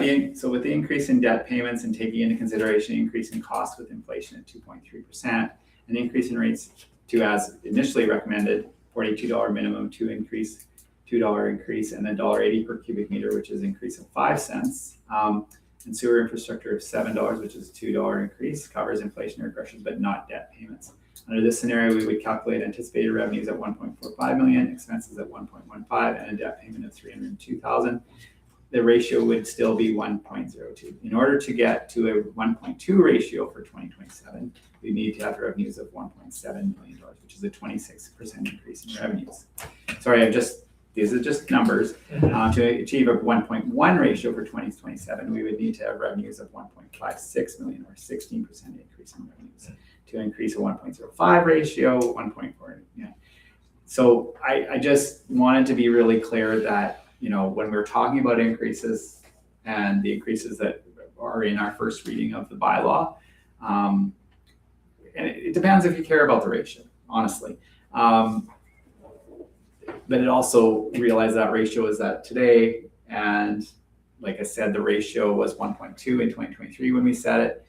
Times move along, and then the ratio has just gone down. So you don't want to get below 100%, right? Because we've worked hard to get there. We want to continue to cover our expenditures.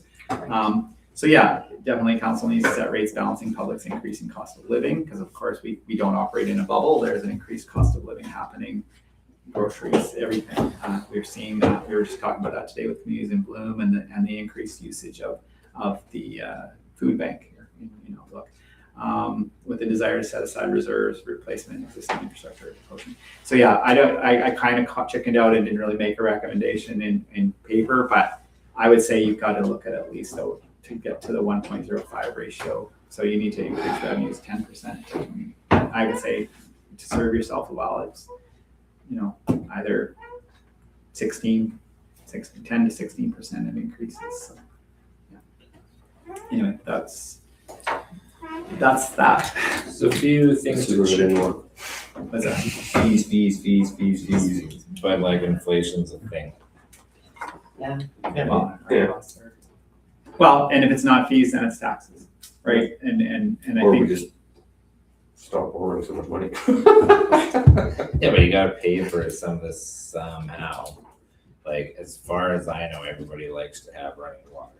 Now, some people might not. Yeah, but we're raising this to make these payments. Yeah, that's, The certainly that's $3.5 million we just borrowed. yes. Well, the 300 a year is. no, you're raising it to pay the 70 or 60, whatever the number is, and not 68. 68. Thank you. Uh, Because that's the percentage of the. Oh, but utilities and share of this debenture annually is 68. Gotcha. So you're right, there's a cost. Oh, 100%, not this. And I don't know why water and sewer pays for what, right? For what, sorry? Like Saskatchewan road development. But there is water and sewer that is part of that, like part of that cost was putting in the water and sewer. Yeah. But that gets, So- but that gets passed on to the buyer. Right, when those lots are sold.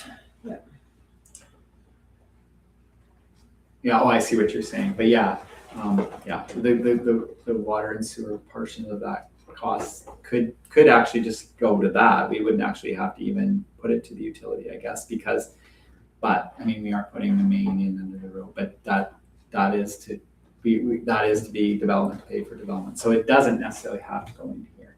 I just felt that that we could attribute some of it to the utility because that's what we're gonna do. Mm. Had we sold, if we sell all of them, yeah. But It's remembering still- you've got the stormwater retention pond, so there is a part of that too, right? So the stormwater retention pond isn't, like, that's collection over time. That's not collection by selling those lots, right? So, Well, that's kind of why I hate that whole raw water intake, how much we're spending on it. I just, We haven't got tenders back yet, have we? Not yet. And we're not gonna go there today. I know, No. but The this agenda is ticks me long. off because we spend all this other stuff. Whatever. Okay, We are all very tired of spending. I think Yes. that's pretty clear to me and to probably everybody. I think everybody's sick of everything going up, and then it's like, But Yeah. if the rates haven't changed till 2023, then it is It time. is time. wow. It is time because But the the wages They wages. went up every year. Did they go up every year? No, No, that was our No, first, no, that that was that like was my actually- first okay. 3 years, it went up. it wasn't that council's decision, it was the council. Yeah, it was the previous council Yeah, And they- that set them they- for the next 3. Yeah. Which was the right thing to Yeah, do for sure. because it was quite behind Vital. then. Yeah, And when we increased, or when we set the rates in 2023, it was more of a, like, we went to monthly from quarterly. Yeah. We changed the way, the methodology of the sewer billing, and there were people who saw no increase. yeah, I think it's pretty reasonable for what I thought it was. Kevin, I'm trying to reconcile a couple of numbers here. So at the bottom of this table on number 8, so the blue table, you had the proposed and aggressive rate So options. That's for us. Do Yeah, those Proposed outlook, aggressive outlook. do those correspond, and I'm trying to correspond them to your like 1.02 ratio, 1.2, where you gave the options of like, okay, Yeah. 1.1 is this. So aggressive is the biggest, the most aggressive, right? So Is the is the 1.2 ratio. Yeah, and then the proposed is the it's another, it's the 1.01, right? It has no.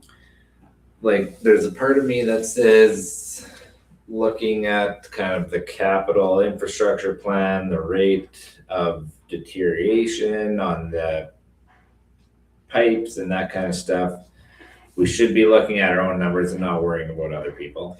But there's also a part of me that says, like, if we are comparing to other people, We're still low. we got Even a if long we're way to aggressive. go here. And I don't know if, so I guess my opinion is I kind of like to get to the aggressive part, but I also realize we need to be methodical in how, if we're gonna go to an aggressive level, which it won't take long for us to be behind again. But maybe we should consider trying to step it up more like annually. Rather than waiting 2 more years, maybe we take one step and then another step. 2028 isn't 2 years away. It's actually February 2028 is like 16 months away. So And winter's coming and all those things. Like, the thing I still hate is seeing all these beautiful lawns turn to gravel. And they're not turning to gravel because there's some other reason, it's because it's costing too much, and I just hate it in our town. And I go to other towns and they have beautiful grasses, and I'm like, well, where are they getting their water? Like, how can they afford it? they're no paying richer more than- than, all They're these paying other more. towns are paying more than That's we are. only like 4 or 5 towns, come on. There's a lot more towns in Saskatchewan than I that. can guarantee you both cities are way more. Oh. They're plus 100. 2 times. 2 times what What we're you're paying paying. now. Yes, I was gonna Oh, say, oh, yeah. yeah, like you'd be 100 and some probably. So, So, no, we're not 100 and some, 200 and some. really, But A month? yeah, but we also have Compost and recycling. compost and recycling. It's in there, but Yeah. our where Outlook's bill is $90, ours is 195. yeah, it'd be interesting to see what yours, like when you break it down like this, just to add another one, cause you'd have access to Yeah, it. but double for sure. That's crazy. Yeah, my summer bill is over 200 because we're very watery. Yeah, you got a garden. See, some people like to water their garden and my sprinkler is going all the time. Well, yeah, I mean, that's part of it. We have a community in bloom and then we have people taking out lawns and putting in gravel. That's really in bloom. Well, So you know actually, what, it no, I actually just it actually noticed does the communities in bloom. They, That's Well, lovely. maybe so, That's a but- great thing. Yeah, Looks like- like, Yeah, well, I 'cause mean, they- I'm not gonna tell people what But, their place no, looks like, but I think, they're looking at water conservation as well. Yeah. When they Communities in judge. bloom is so little part of it is about blooming. They thought weird. It's hardly any of it actually is about blooming. That's why we take them to the landfill, the lagoon, the cemetery. The conversation about community in bloom. You brought it up, but that's it's not about Green lawn. Who has the Green prettiest no, flowers? maybe I was putting it as the wrong thing, but. Yeah, you no, I what know. I'm I saying. just want to correct Yeah, that. I think everybody Yeah. knows No, I get it. I get it. Yeah. Gravel just doesn't look quite as nice as a nice grass to me. 100%. And maybe to other people it does. There's a few lawns out there, not in Outlook, but there's a few lawns out there that are turf. There's a lot of. There's some of that look. I've got a turf neighbor and I've got a gravel neighbor and I've got a green lawn. Cause I'm on the north side. Okay, just, I'm cognizant of time here. We're gonna have some more discussions Yeah, for about sure. this. But I do appreciate this information. We'll have to kind of plunk it Well, the into. policy and strategy though is something that I was hoping we could agree on and pass. It doesn't say you're doing any of this. It's just, you look at this once a year and review it. Okay, so you actually want a motion to. If you can, and it isn't accepting any of those rates. It's not, it's just, this is kind of a study and a strategy and whatnot. It's not saying, it's not tying you to do this. It's just saying we've reviewed it, we've talked about it. And then another year we'll review it and talk about it again. And we've accepted the information inside it. All right, I will make the motion that we accept this information and we have gone through it. Okay, Thank you. all in favor? Thanks for that. I know it seems down. Yeah, maybe, but it's. Anybody opposed? Well, No, not to accept the. okay. Okay, good. All right, we're going back to the landfill for a quick minute. So, yeah, so Build Community Strong Fund. So we had a window of opportunity to make an application for a Build Community Strong Fund. Really looked at all the different things that we are planning to do in Outlook, and the only one that remotely could relate that was shovel ready for this particular fund would be the landfill. So I did make an application. It's really doubtful that we'll receive money from that, but because even when they gave a response to me right away and just said, okay, like, and they cited all, landfills don't fit any of these parameters. And I was like, they fit all those parameters. So then I explained to them how they fit the parameters. Said, oh, yeah, I guess you're right. That really wasn't profoundly encouraging to me that the funders were saying at first that it doesn't fit the parameters. And when I explained how it did fit it, and they said, yeah, you're right, that it's going to be like, ooh, that'll get to the top of the pile on our pile. So who's this through? Maybe it will. Is this Okay. federal or? It's federal. Oh, that doesn't. Well, federal and provincial. It's both. It's Raise federal. hand. Yeah, it's Oh, this is it is federal it's provincial. federal provincial partnership. So anyway, but it's been submitted, and there will be other, and they actually said, hey, this is something you might want to submit under this when it comes available. And I was like, yeah, sure. So there will be other funds, but again, just wanted to make sure that you understood that I applied for it because there was a window of opportunity. There was nothing else.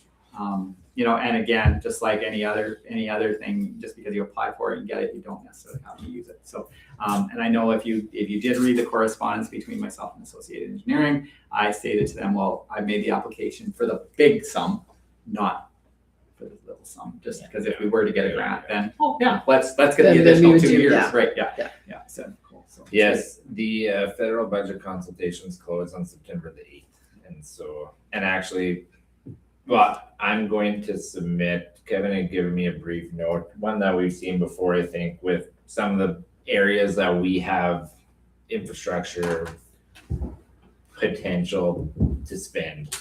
Areas where we can Need. spend, lagoon, sewer, all that kind of stuff. About need, not Need. potential to spend. Need, yes, needs. And so I've actually had with my organization, which is a little different, because we're not a municipality, but we've had some actually surprisingly good luck getting in, making contacts with the federal government, and I know of a few other things that are kind of brewing, and so they're certainly thinking about our area, in the context of my employer. But at the same time, whenever we're at those conversations, like last week, I was talking with MP Wayne Long. He's Secretary of State for CRA and financial institutions, and they're doing federal budget consultations. And so it was with agriculture, but at the same time, say, okay, if you're going to invest into agriculture, there's these towns, these municipalities that are supporting those things, and like we have needs too. And so you can support agriculture, which I think is great and needed, but you also have to support our growth along with that, because it's tough for the existing taxpayers here to try to fund the capital costs of growth that takes time. So I think as a council, I think we should actually be advocating a little more to the federal government than we are. And so we'll get in on this federal budget consultation. I know it's just submitting a document that some lackey at the bottom of government's gonna look at, but maybe it'll get moved around somewhere and we'll see what happens. That's nice of you to say, because I thought when you said submitting a document to some lackey, I thought it was of our government produced. No, I was like, Well, maybe, Thanks. Awesome. Awesome. Feeling good Yeah, today. today's been a great day. No, You did it. I'm sorry. I had to have some humor. But then again, I've had times where they're like, oh, somebody calls me up from Minister Buckley's office, or he's not a minister, Secretary of State Buckley's office. I'm like, well, so obviously that information does actually get read, contrary sometimes to popular belief. So anyway, thank you for submitting that, Kevin. I appreciate that. We'll keep working, see if we can get some funding for some of these projects. Okay, you want to talk about Q2 financial reports? Yeah, so first, the precursor, so we have switched, so in our Unisoft program, we recently switched over to a new, more efficient program, but what it did is it eliminated our reports that we had. So we no longer have those reports on our system that we used to be able to do with our Q statements. So I'm working at recreating those reports. This doesn't look like the former report, but I'm taking this as an opportunity to like actually produce a report, get some feedback from council members of like, what would you like to see? This doesn't have a sector report, so it doesn't break it down by sectors. We actually have a different statement that can break down by sectors as well. I did not produce it this time. I was really trying to, I actually had to manipulate this a lot to get it to where it is. But yeah, it's still a work in progress, and I'm going to manipulate it a little bit more. So any specific kind of information that you would like to see on the quarterly report, please let me know, and don't necessarily need to let me know right now. In fact, I'd appreciate it if you didn't let me know right now, but certainly like think about it, and even like, send me an email or even anything and just say, hey, I'd like to see this on a quarterly report. So then we can integrate it. So we have the ability to incorporate any of that. It's just that trying to figure out like what's important for you guys to see. And it's not because we're hiding anything or anything like that. It's all there. But if you want specific information, we can do that. Because you do see, obviously, you see the payments through every month. So, but of course, it doesn't encapsulate it and tell you how each program line and budget line is doing. But anyway, I just wanted to do that as a precursor. So I'm not in love with this statement. I just want you to know that. And I'm very open to, I hope you see, I'm very open to like requests and suggestions. But in this case, I'm super open to it. Very much folds, it's a slate that is kind of clean, and I'm trying to create a better statement, and working with Wendy, our CFO as well, to create a statement as well. So we're working together on that. So I just wanted to kind of just tie in.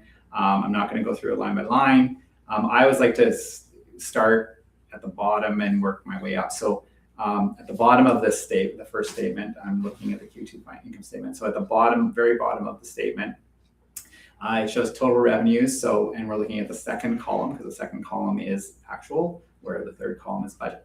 And right now it's in the year. It's for the year. So under total revenue, our second column is we had 4,563,762. This is at the end of June. Q2 is at the end of June, and our total year budget is 8,894,000. So if you just look at the difference, so we're relatively over half of our income for the year, which is good because it's half a year. Our total expenditures were $2.86 million. We have more expectations of more expenditures of 7.2. So we have a net surplus at this time of $1.7 million. That doesn't mean we have $1.7 million in our bank account. It just shows that we have a surplus operationally. So we're doing well that way. Then you kind of reverse up. I have actually kind of done a lot of analysis of this statement and haven't really noticed anything that is, alarmingly over 50% of our expenditures. And of course, there's stuff in revenues that are over 50% because and just going way back to the top, obviously we're at about 100% of our general municipal levy. So what we do is we revenue the levy when it's levied. So 100% of our levies there, and then we have sitting on accounts receivable, taxes receivable. So and I have something to talk about that. It's actually, I did make mention of that in my CAO report that about how our tax collection has been going. I did mention that in my CAO report. I think we're at something like 75% at the end of June. It was a little lower than last year at that time, but yeah, still nothing to be alarmed about.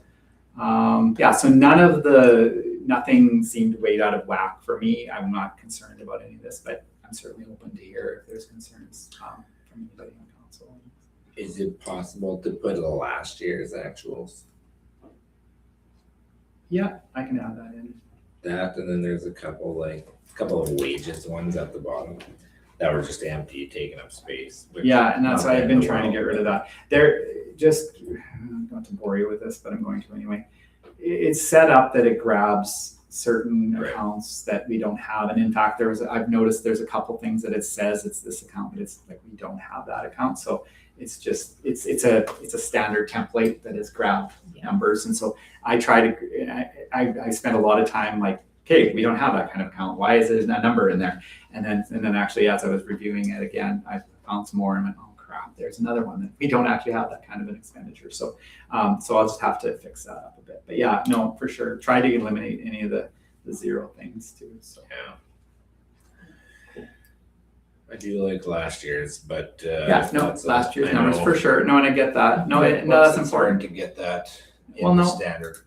Just speaking from QuickBooks experience, which is probably similar. It's hard to get last year's in a report, but maybe. Yeah, I know we can. It's a last year's at this time kind of thing.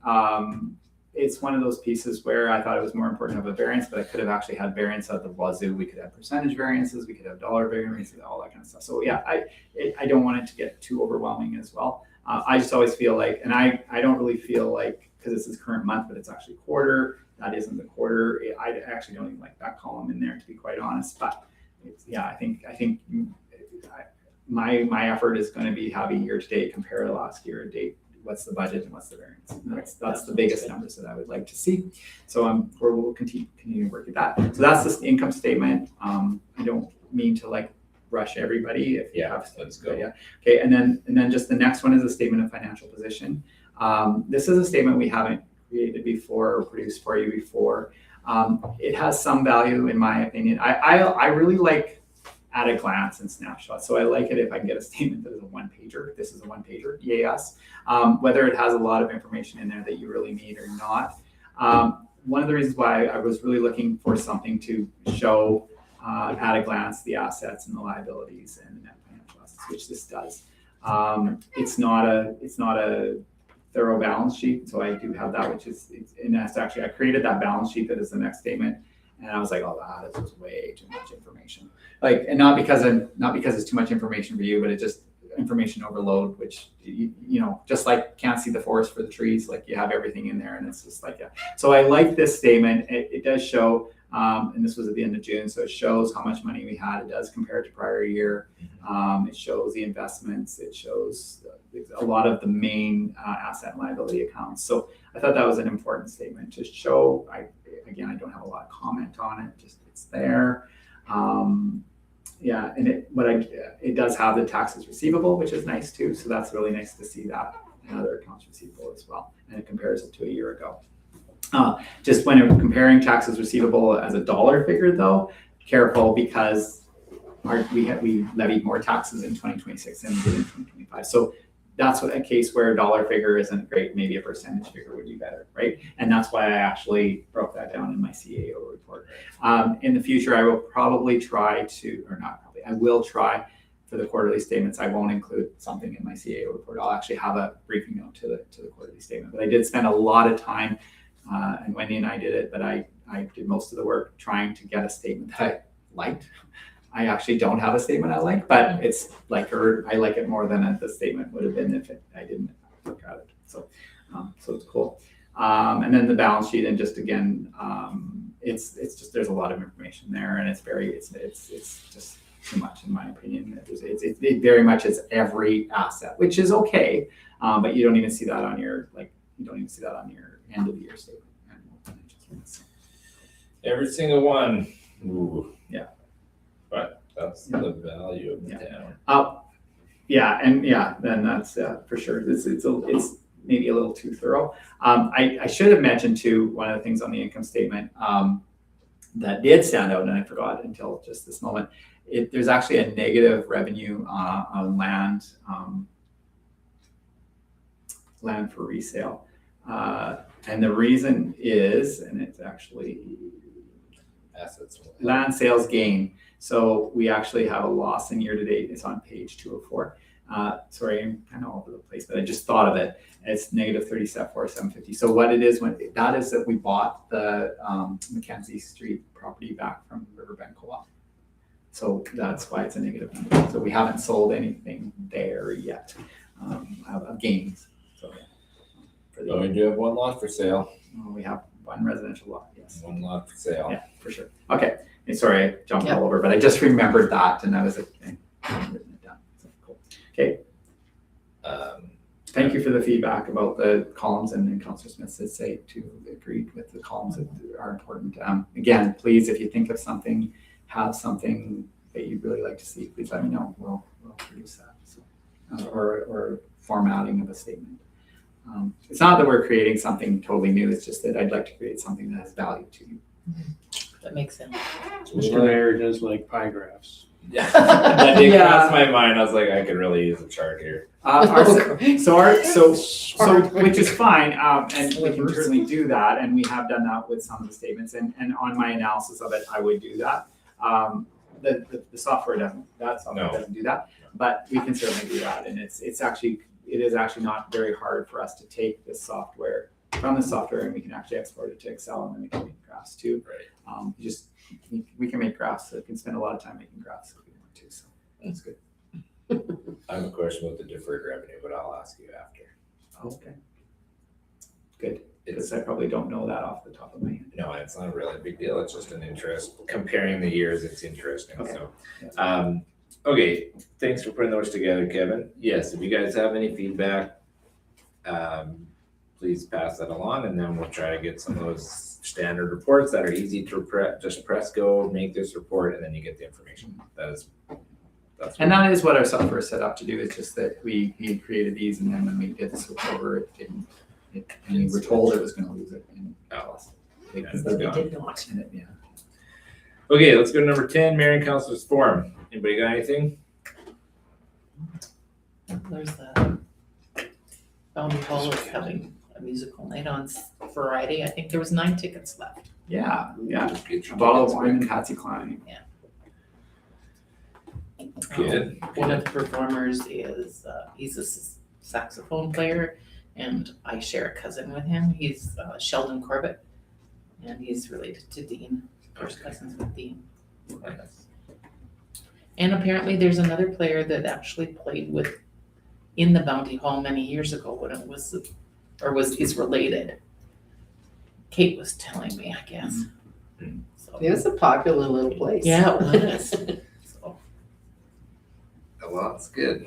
Well, if you want, so how do you get those tickets, Donna? you have to go to, Tom Agencies.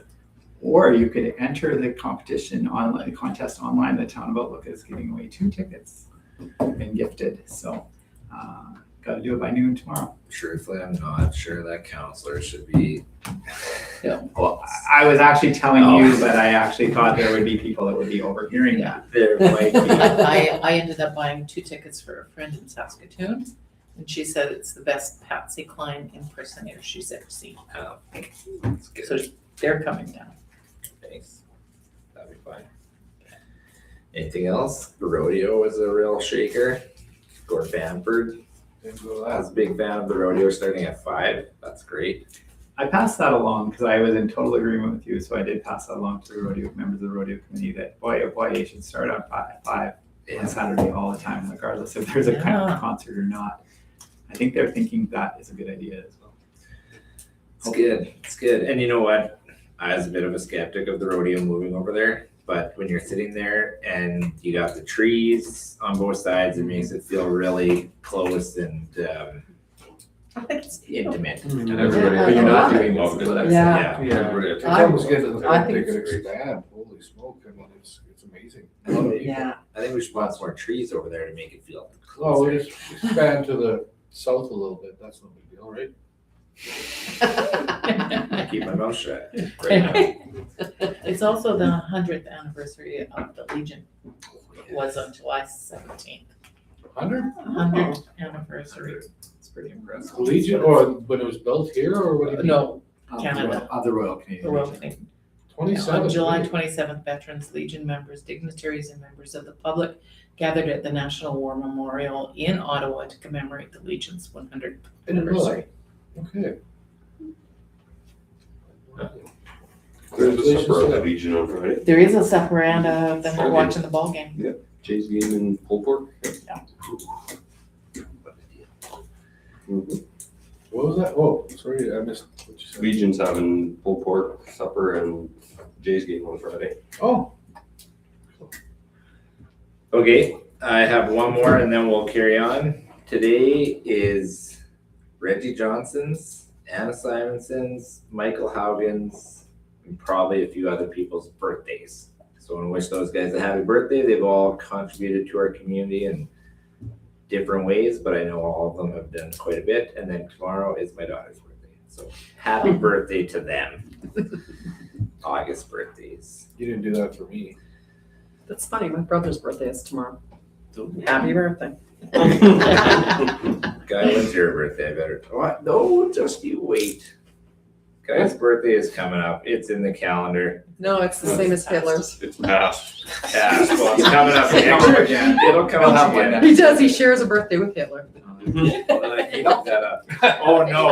It's true. It's true. Hey, Totally true. hey, there's a different counselor who has a birthday very close to our next meeting.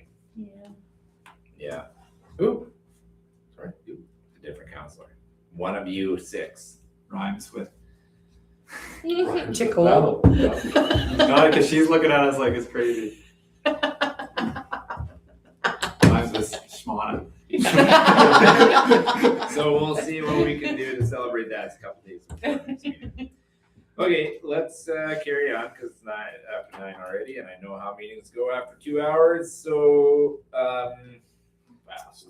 I had Fast. the mayor's and council forum, just the Oh, I see. the meeting notes of because it was a council joint meeting of council Broderick. The board. The board. Yeah, so we did have a meeting with Dharma Broody, Glenside, and Broderick to discuss the board. Yeah. Discuss things that impact all of us, and there's lots of good discussion there. Like I said, some of the other things we've already talked about probably impact some of them somewhat, like the landfill.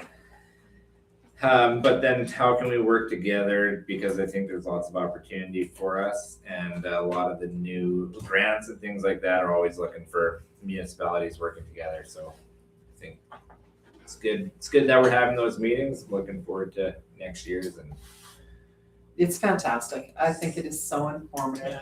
I think it is such a good thing to be doing.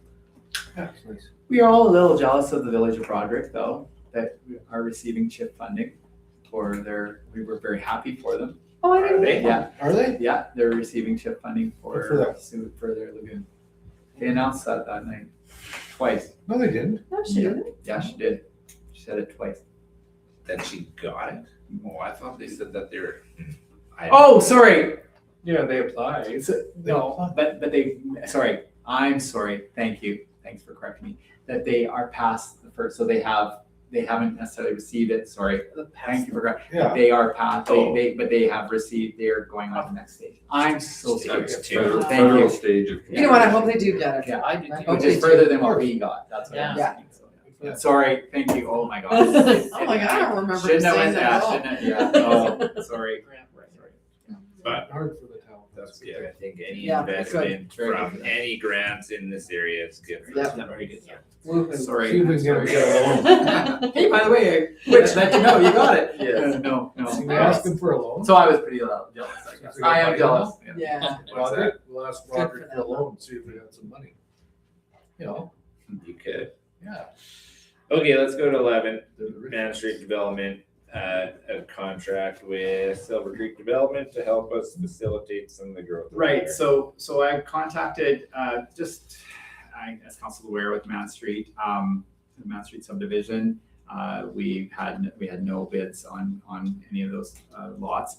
So we've been chatting with Silver Creek. I did ask if, we're still waiting for a probable cost for the Main Street development from Associated Engineering, and I did actually give Jason a call this week and said, where is that? Because I had asked for it quite a while ago, so he's working on it, and he said he'll try to get it to me very soon. So I did reach out to Devin from Silver Creek just to have a conversation of like where we could maybe go from here. Again, this has been no commitments and whatnot, but he's of a mind that maybe we could have more conversation, a directed conversation with the third party being him, with some of the local developers, just to see if there's any way that we could partner with local developers to get this off the ground.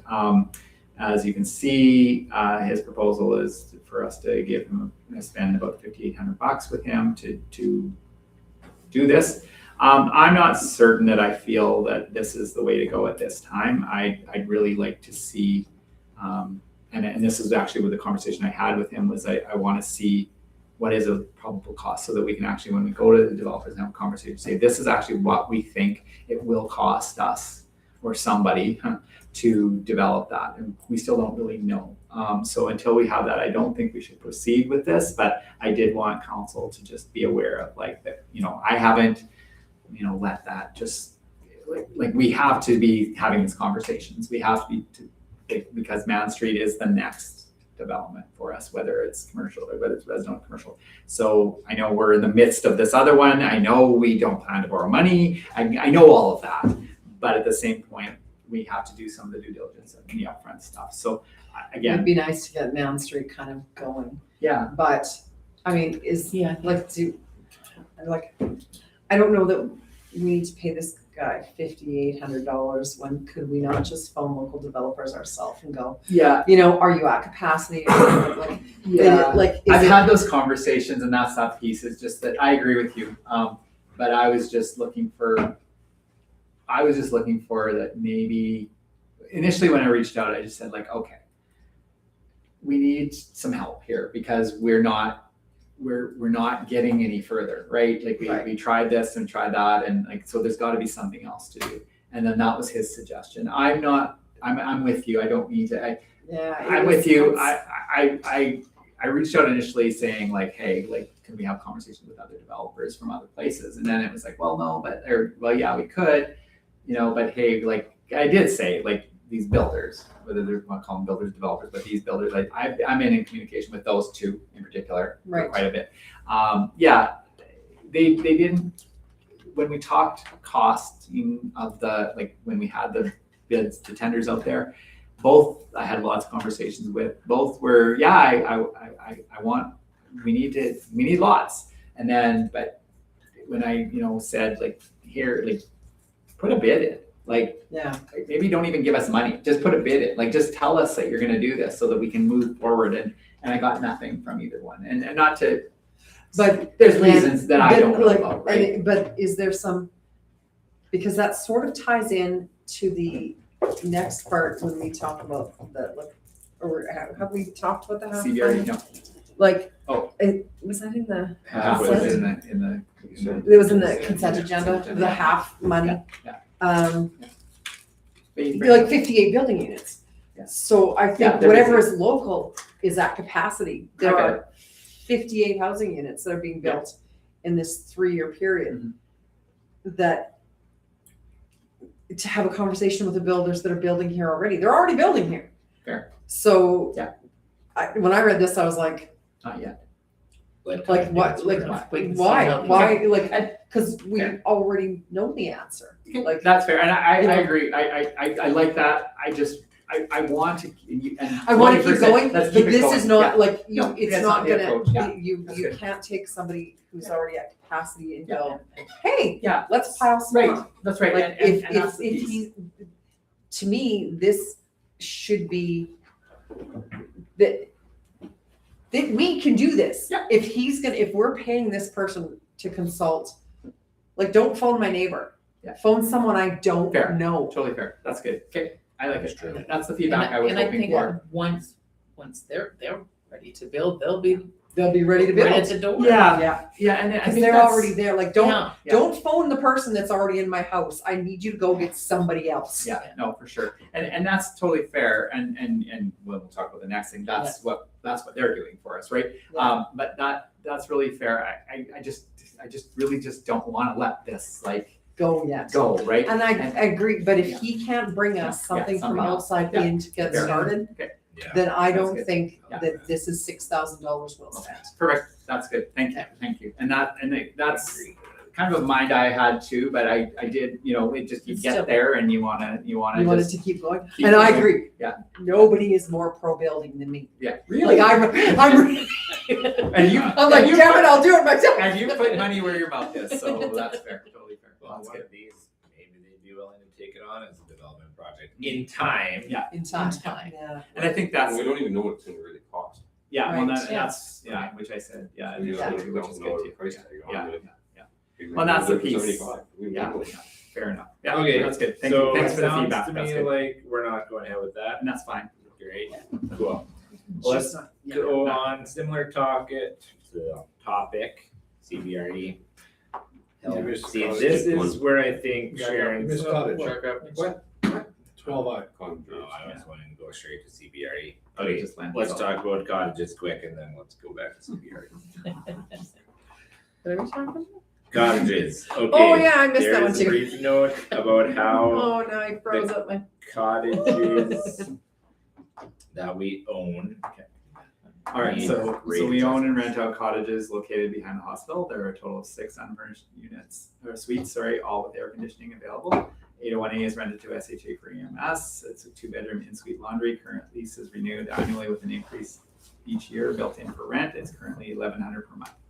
We pay the water, sewer, power, and gas on that. 801B, 802A, and 802B are 1-bedroom private rentals with shared laundry facilities just outside the suite. We pay water, sewer, power, and gas for those. 803 and 804 are 2-bedroom private rentals with in-suite laundry. The renter pays water, sewer, power, and gas. And we maintain the outside of the properties, including snow and grass. We last reviewed the rent charged in July of 2021, which is 5 years ago. As new leases have been signed over time, a small increase has been applied to new renters with no adjustment made to rates charged to existing renters. This practice over time has produced inconsistent rental rates. It's small, but over time can be problematic. In addition, since 2023, the town has discontinued furnishing all the bedrooms, 2-bedroom suites. We used to provide some furnishings, but we are no longer in that game. We sign leases with new tenants, and then as a part of the lease, they remain open month to month after the 1 year. The rates set in 2021 were furnished 2-bedroom, single detached suite was $1,200 per month. The utilities were not included. Unfurnished 2-bedroom, single detached suite was $1,000 per month. The utilities were not included. Unfurnished 1-bedroom, semi-detached suite was $800 per month. The utilities were included, and unfinished 2-bedroom was $1,000 per month. So how much has it increased? Like, what are they at right now then? So we're at, so this is, we're actually at, I'll just go to the proposed rates and I can tell you what we're at. Okay, yeah. So the proposed rates for 2-bedroom single detached would be $1,200 per month. We're currently at we're still at 1,000 because we've increased from, because there are no utilities. There's no furnishings. Sorry. So we're still only at 1,000 for that. So we've stated that rate. The 1-bedroom semi-detached suite is $900 per month is what we're at right now for new renters. And so we're recommending at least $950, and a 2-bedroom semi-detached suite of $1,100 per month. And that's, again, So what do the utilities cost us each month on those? Any idea? Well, we're not paying utilities on the units, just the single. On the detached? Yeah, on the semi-detached. So on the units. Or we pay them on all the, Yeah, and we don't, I'm not trying to defer, but the utilities we pay are water, sewer, garbage, obviously, and energy and power. I would say, depends, like in the summer months, we're looking at 150 for like 2, right? Like because they're semi-detached. And then, but in the winter months, maybe 250. For power and energy and water and garbage, and way more than the $150. I cannot imagine it's that cheap. Well, we're at $90 in water, sewer, garbage, and recycling for 2. And then energy. Because it's the same water bill for both sides of it? Yeah. So you split it. So they only have one garbage can for both of them? Yeah. But power is separate? Power is one. Is Like all we get one, just we get one? one power bill, we get one energy bill for them. Okay, now, how much is it, they're paying now? Like, how much do you want? I think you kind of said, but it's. Oh, sorry. So the 2 bedrooms is at 1,000 right now, Okay. and the 1 bedroom is 900 right now. To the new ones, there's some that are still at 800 because they've been renting for years. Yeah, but there's no like inflation increases? But that's not built into our, so we need to, so what we've done is we sign a 1-year lease and then it's month to month after that. And so this is why I'm bringing it forward, is that like do an increase, so. Well, there's something, like, what I'm wondering is if somebody in there gonna be paying 1,000 and now they're gonna pay $200 more a month, like instantly? Is that what we're talking here? Is that right? Yes, Yes. yeah, in the 2 bedrooms, yes. Okay. So somebody that's But already. the 2-bedroom detached is like, you have a house. Well, that's So what you're I'm saying. I'm over- saying like those people are There's gonna be increases. paying $1,000 right now. Yeah, And next month it's gonna go $1,200 Yeah. if we agree to this. yeah, and they're not, and those, they are not, we did not sign a lease, like their leases have expired, like they're in month to month right now. Okay.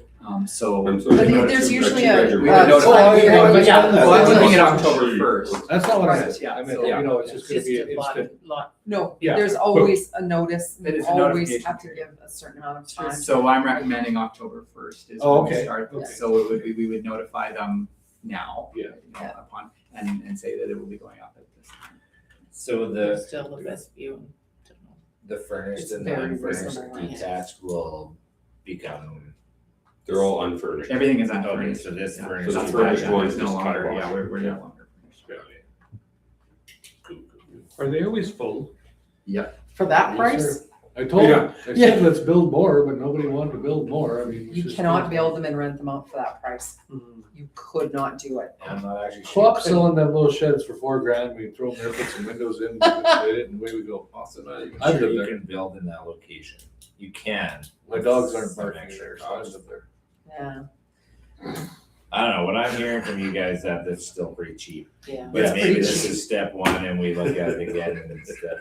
Like, I'm not sure what the apartments are, but I think with the 1 bedrooms in the apartments have to be getting close to Yeah, $1,000 I know, bucks. I'm sure. Ask. Yeah.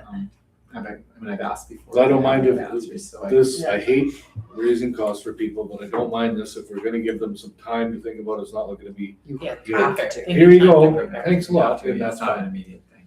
No, but it still sucks, So and no. we're raising things all the time. I mean, that's what I've seen. Yeah. It's harder, but I know. It's, But Oh, it's reasonable. extremely cheap. It's it's reasonable. extremely cheap. Yes. And we can certainly address this more often. That's not, and it just is. Yeah, one it'd of be those nice if pieces. it was little increases instead of like, Well, this, yeah, You know, yeah. it So is. what I've done is usually I try to increase it $50 when we get a new renter, but if it's an existing renter, we haven't increased it. Mhm. Yeah. oh, I get it. I get that we shouldn't be doing it like Yeah, that. 'cause but There It should, should be there let should be across the board. like an annual, But we've had, yeah. you know, whether an annual 3% As a policy. increase or, you know.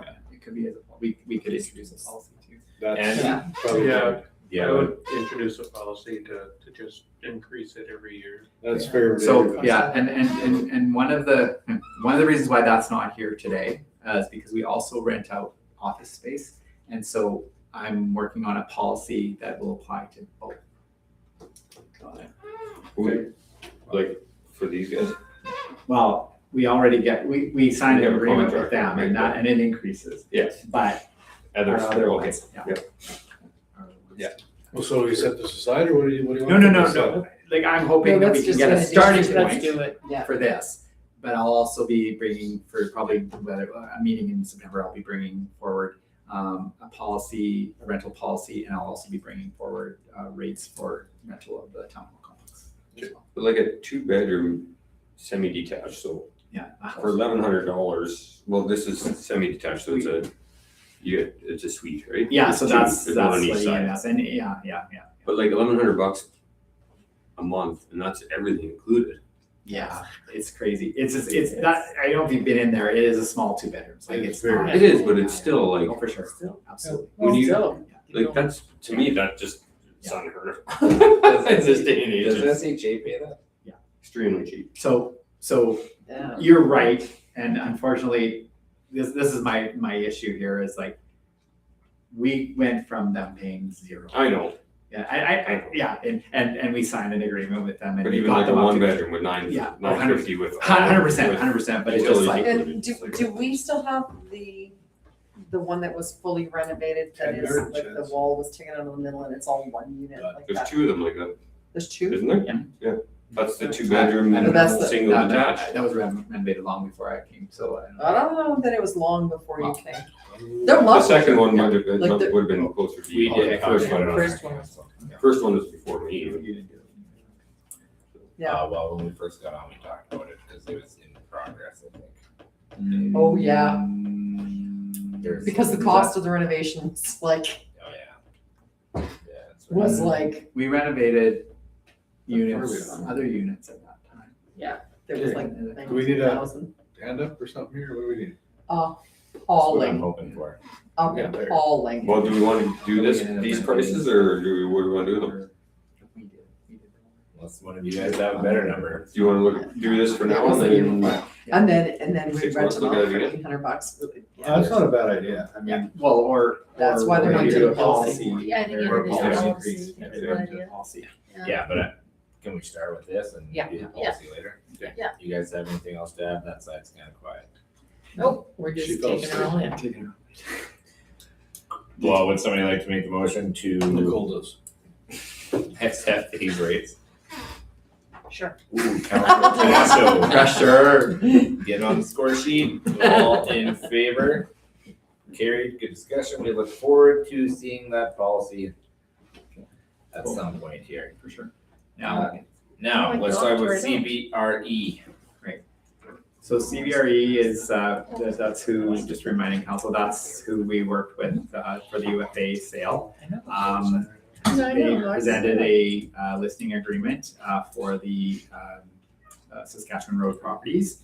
They're very interested in helping us market those, so, and you just see all the email conversations that we've had. So yeah, I'm hoping that, I haven't, obviously want feedback, but basically, they have a standard number that they collect for sales of lots, and it's upon final It was, and it's a bit steep. It is a bit. That's steep. very steep. It is.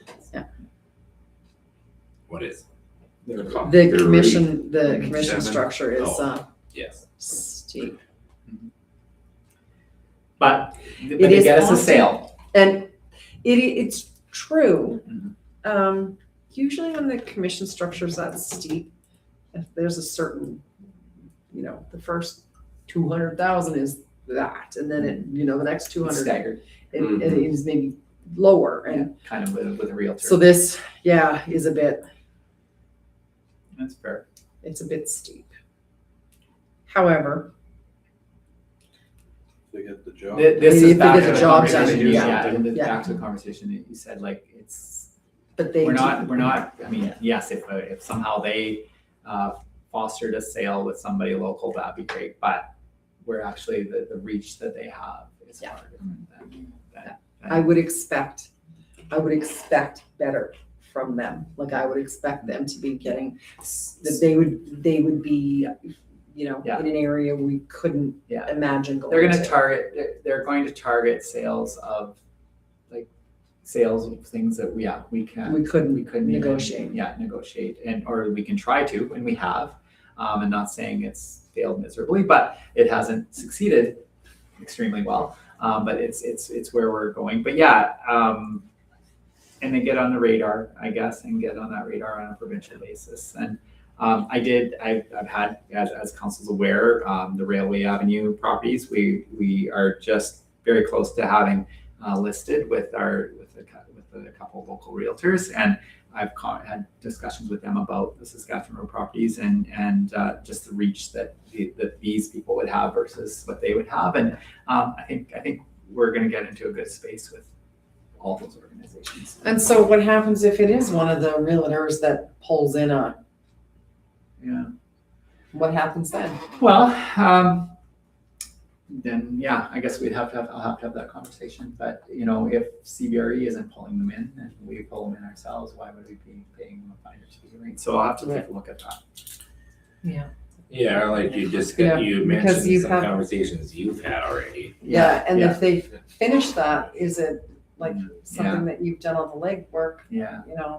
I think this is my perspective. I think that's a risk I think council should just take. Okay. Because I think It- the we people want we're it talking done. about, we just like the benefit of that. Yeah, $40,000 is. Yeah. I don't know. I think it's okay.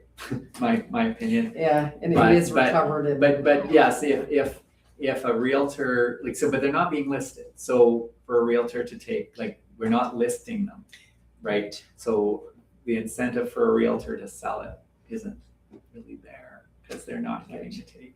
So that would be the piece that we would have to, they're listed in a way, but they're not listed in that same way. It's not a MLS listing. Yeah. Oh, I knew I'd get it if I kept talking. Yeah, it's not an MLS listing. Sorry, I point Right. to you. I don't know. It's not you.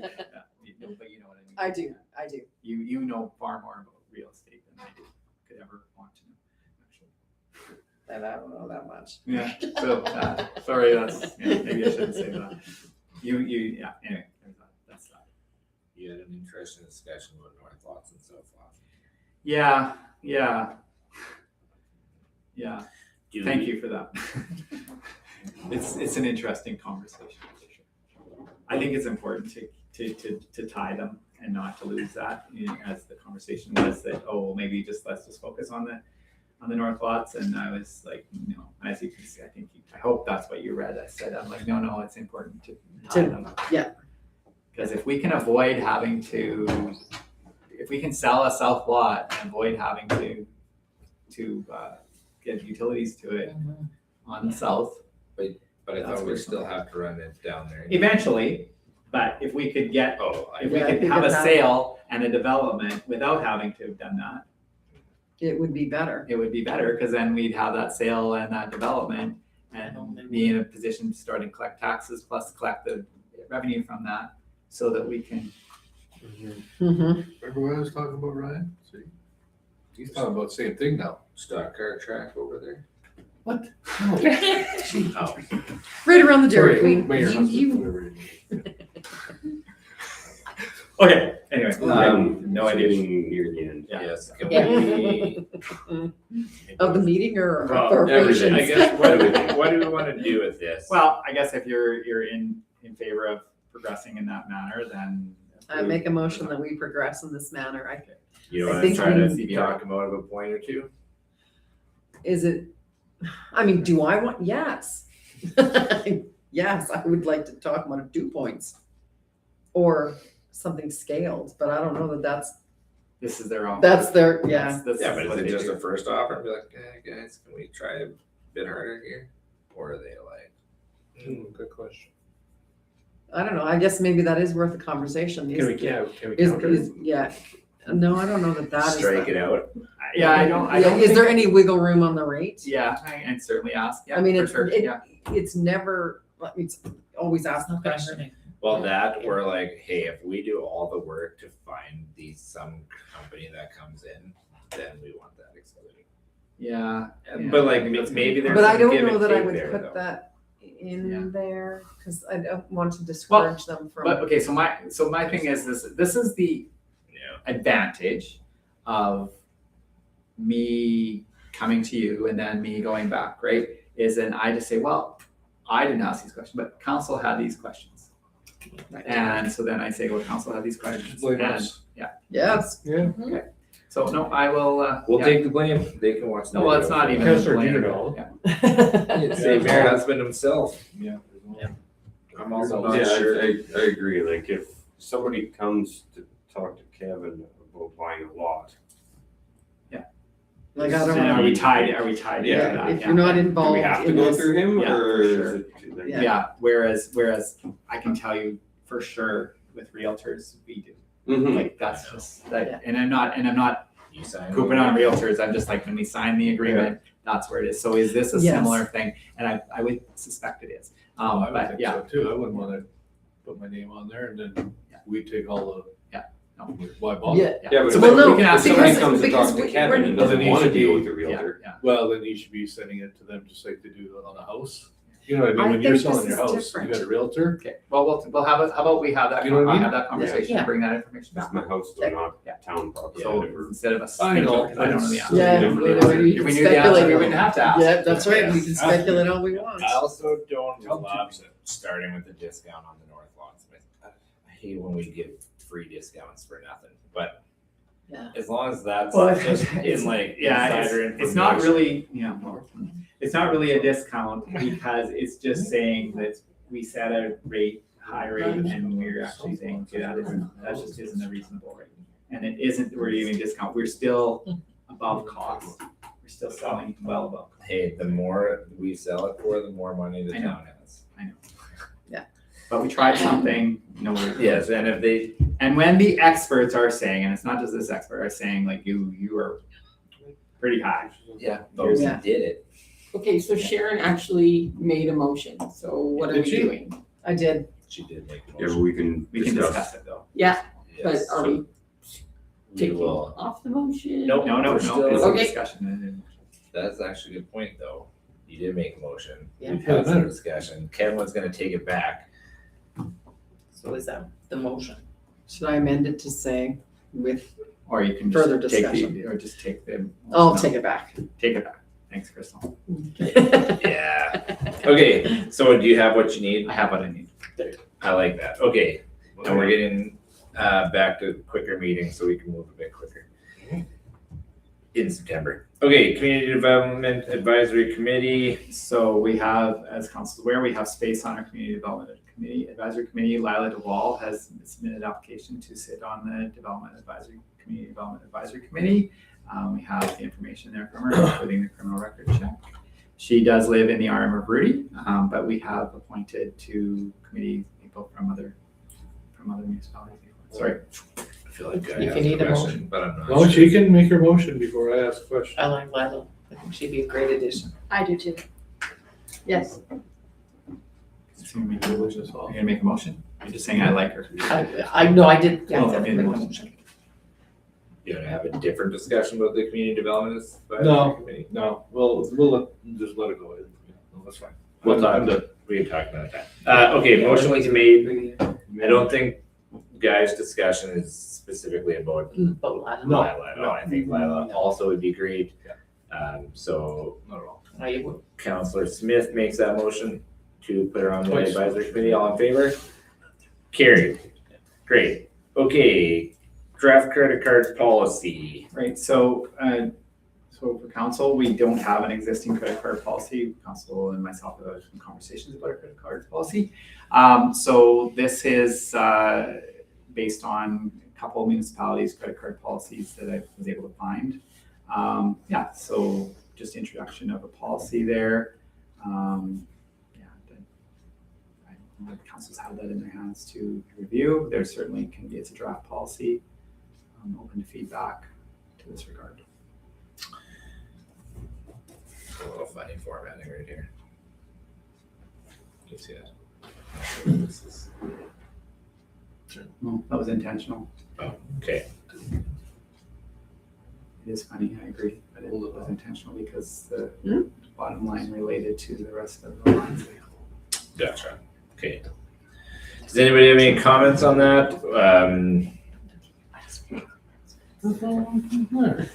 A lot of discussion here. It's getting to the end of the night. No, that's Yeah. fine. Do you want I, to sit on it for a week or two? I initially Approve it? thought perhaps the disciplinary action was a bit laxer than maybe it should be, but I don't know.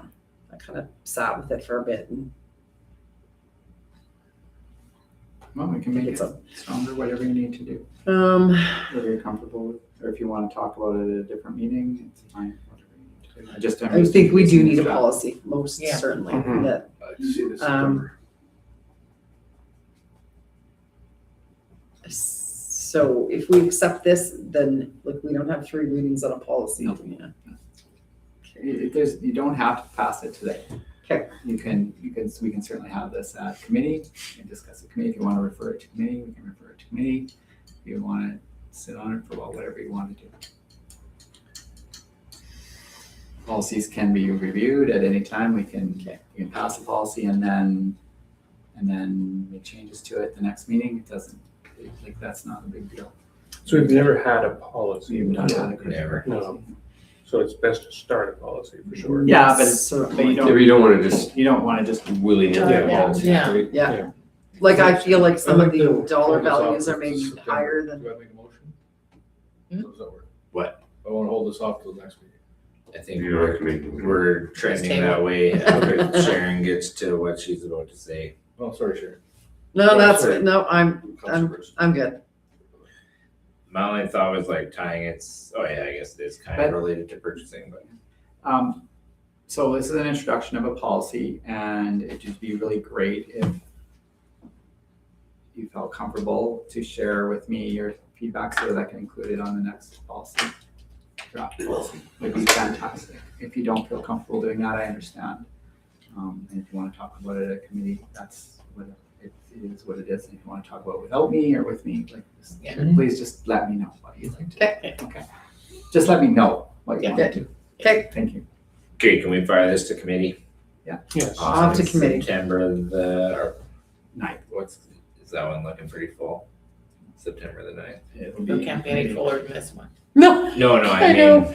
and I was Your committee afraid I may meeting not was actually be able to committee be meeting. here that day, but Well, we can have a committee, it can be a different committee. Some other day. You're not gonna be here too.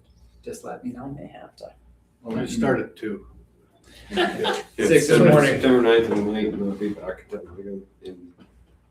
Saskatoon. Well, Okay, well, this one's not super critical. If we I need, guess. That's true. if we need to move our committee meeting in September to the 23rd, we can. I'm really hopeful that we have a conversation about sorry, we're way off topic now, but I'm very hopeful that we have a conversation about the traffic bylaw in committee before we pass third and final reading. And I was hoping, and those that have read the newspaper, I was hoping that it was going to be brought forward for third and final reading at the 23rd meeting. So, but if we're going to do the committee meeting on the 23rd, then we won't be, which is fine. Just because I reported something to the newspaper, we can. I know, I saw that, I haven't read it yet, it's sitting on my desk. So anyway, and it is what it is. I mean, it's okay. I mean, if we have the committee meeting on the 23rd and the third reading of the traffic bylaw is in October, that's fine as well. We could always schedule another committee meeting. somewhere in can, there. yeah.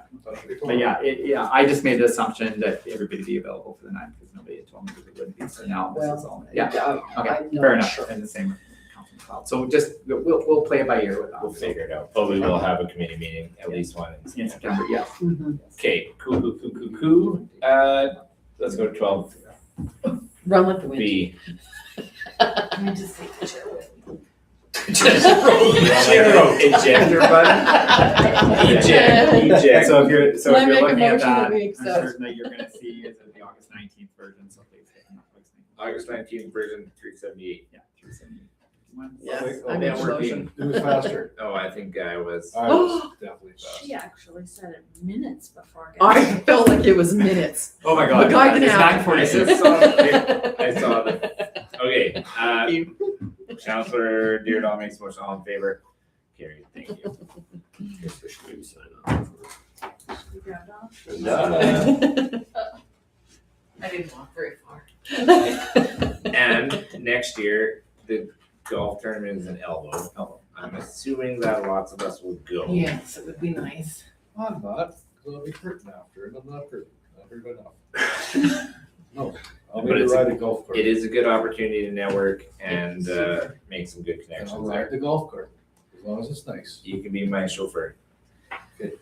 Okay, with that, thank you everybody for sticking with us till the end of the night. Sorry everybody online who missed the first short piece because our sound wasn't working. We appreciate you guys sticking through it. Thanks Crystal and Kevin for all your work getting ready for this and taking notes. Appreciate that. With that, there's only one more motion to be made. I'll adjourn. Oh, you, Oh, she was. she was I saw close. Donna minutes before.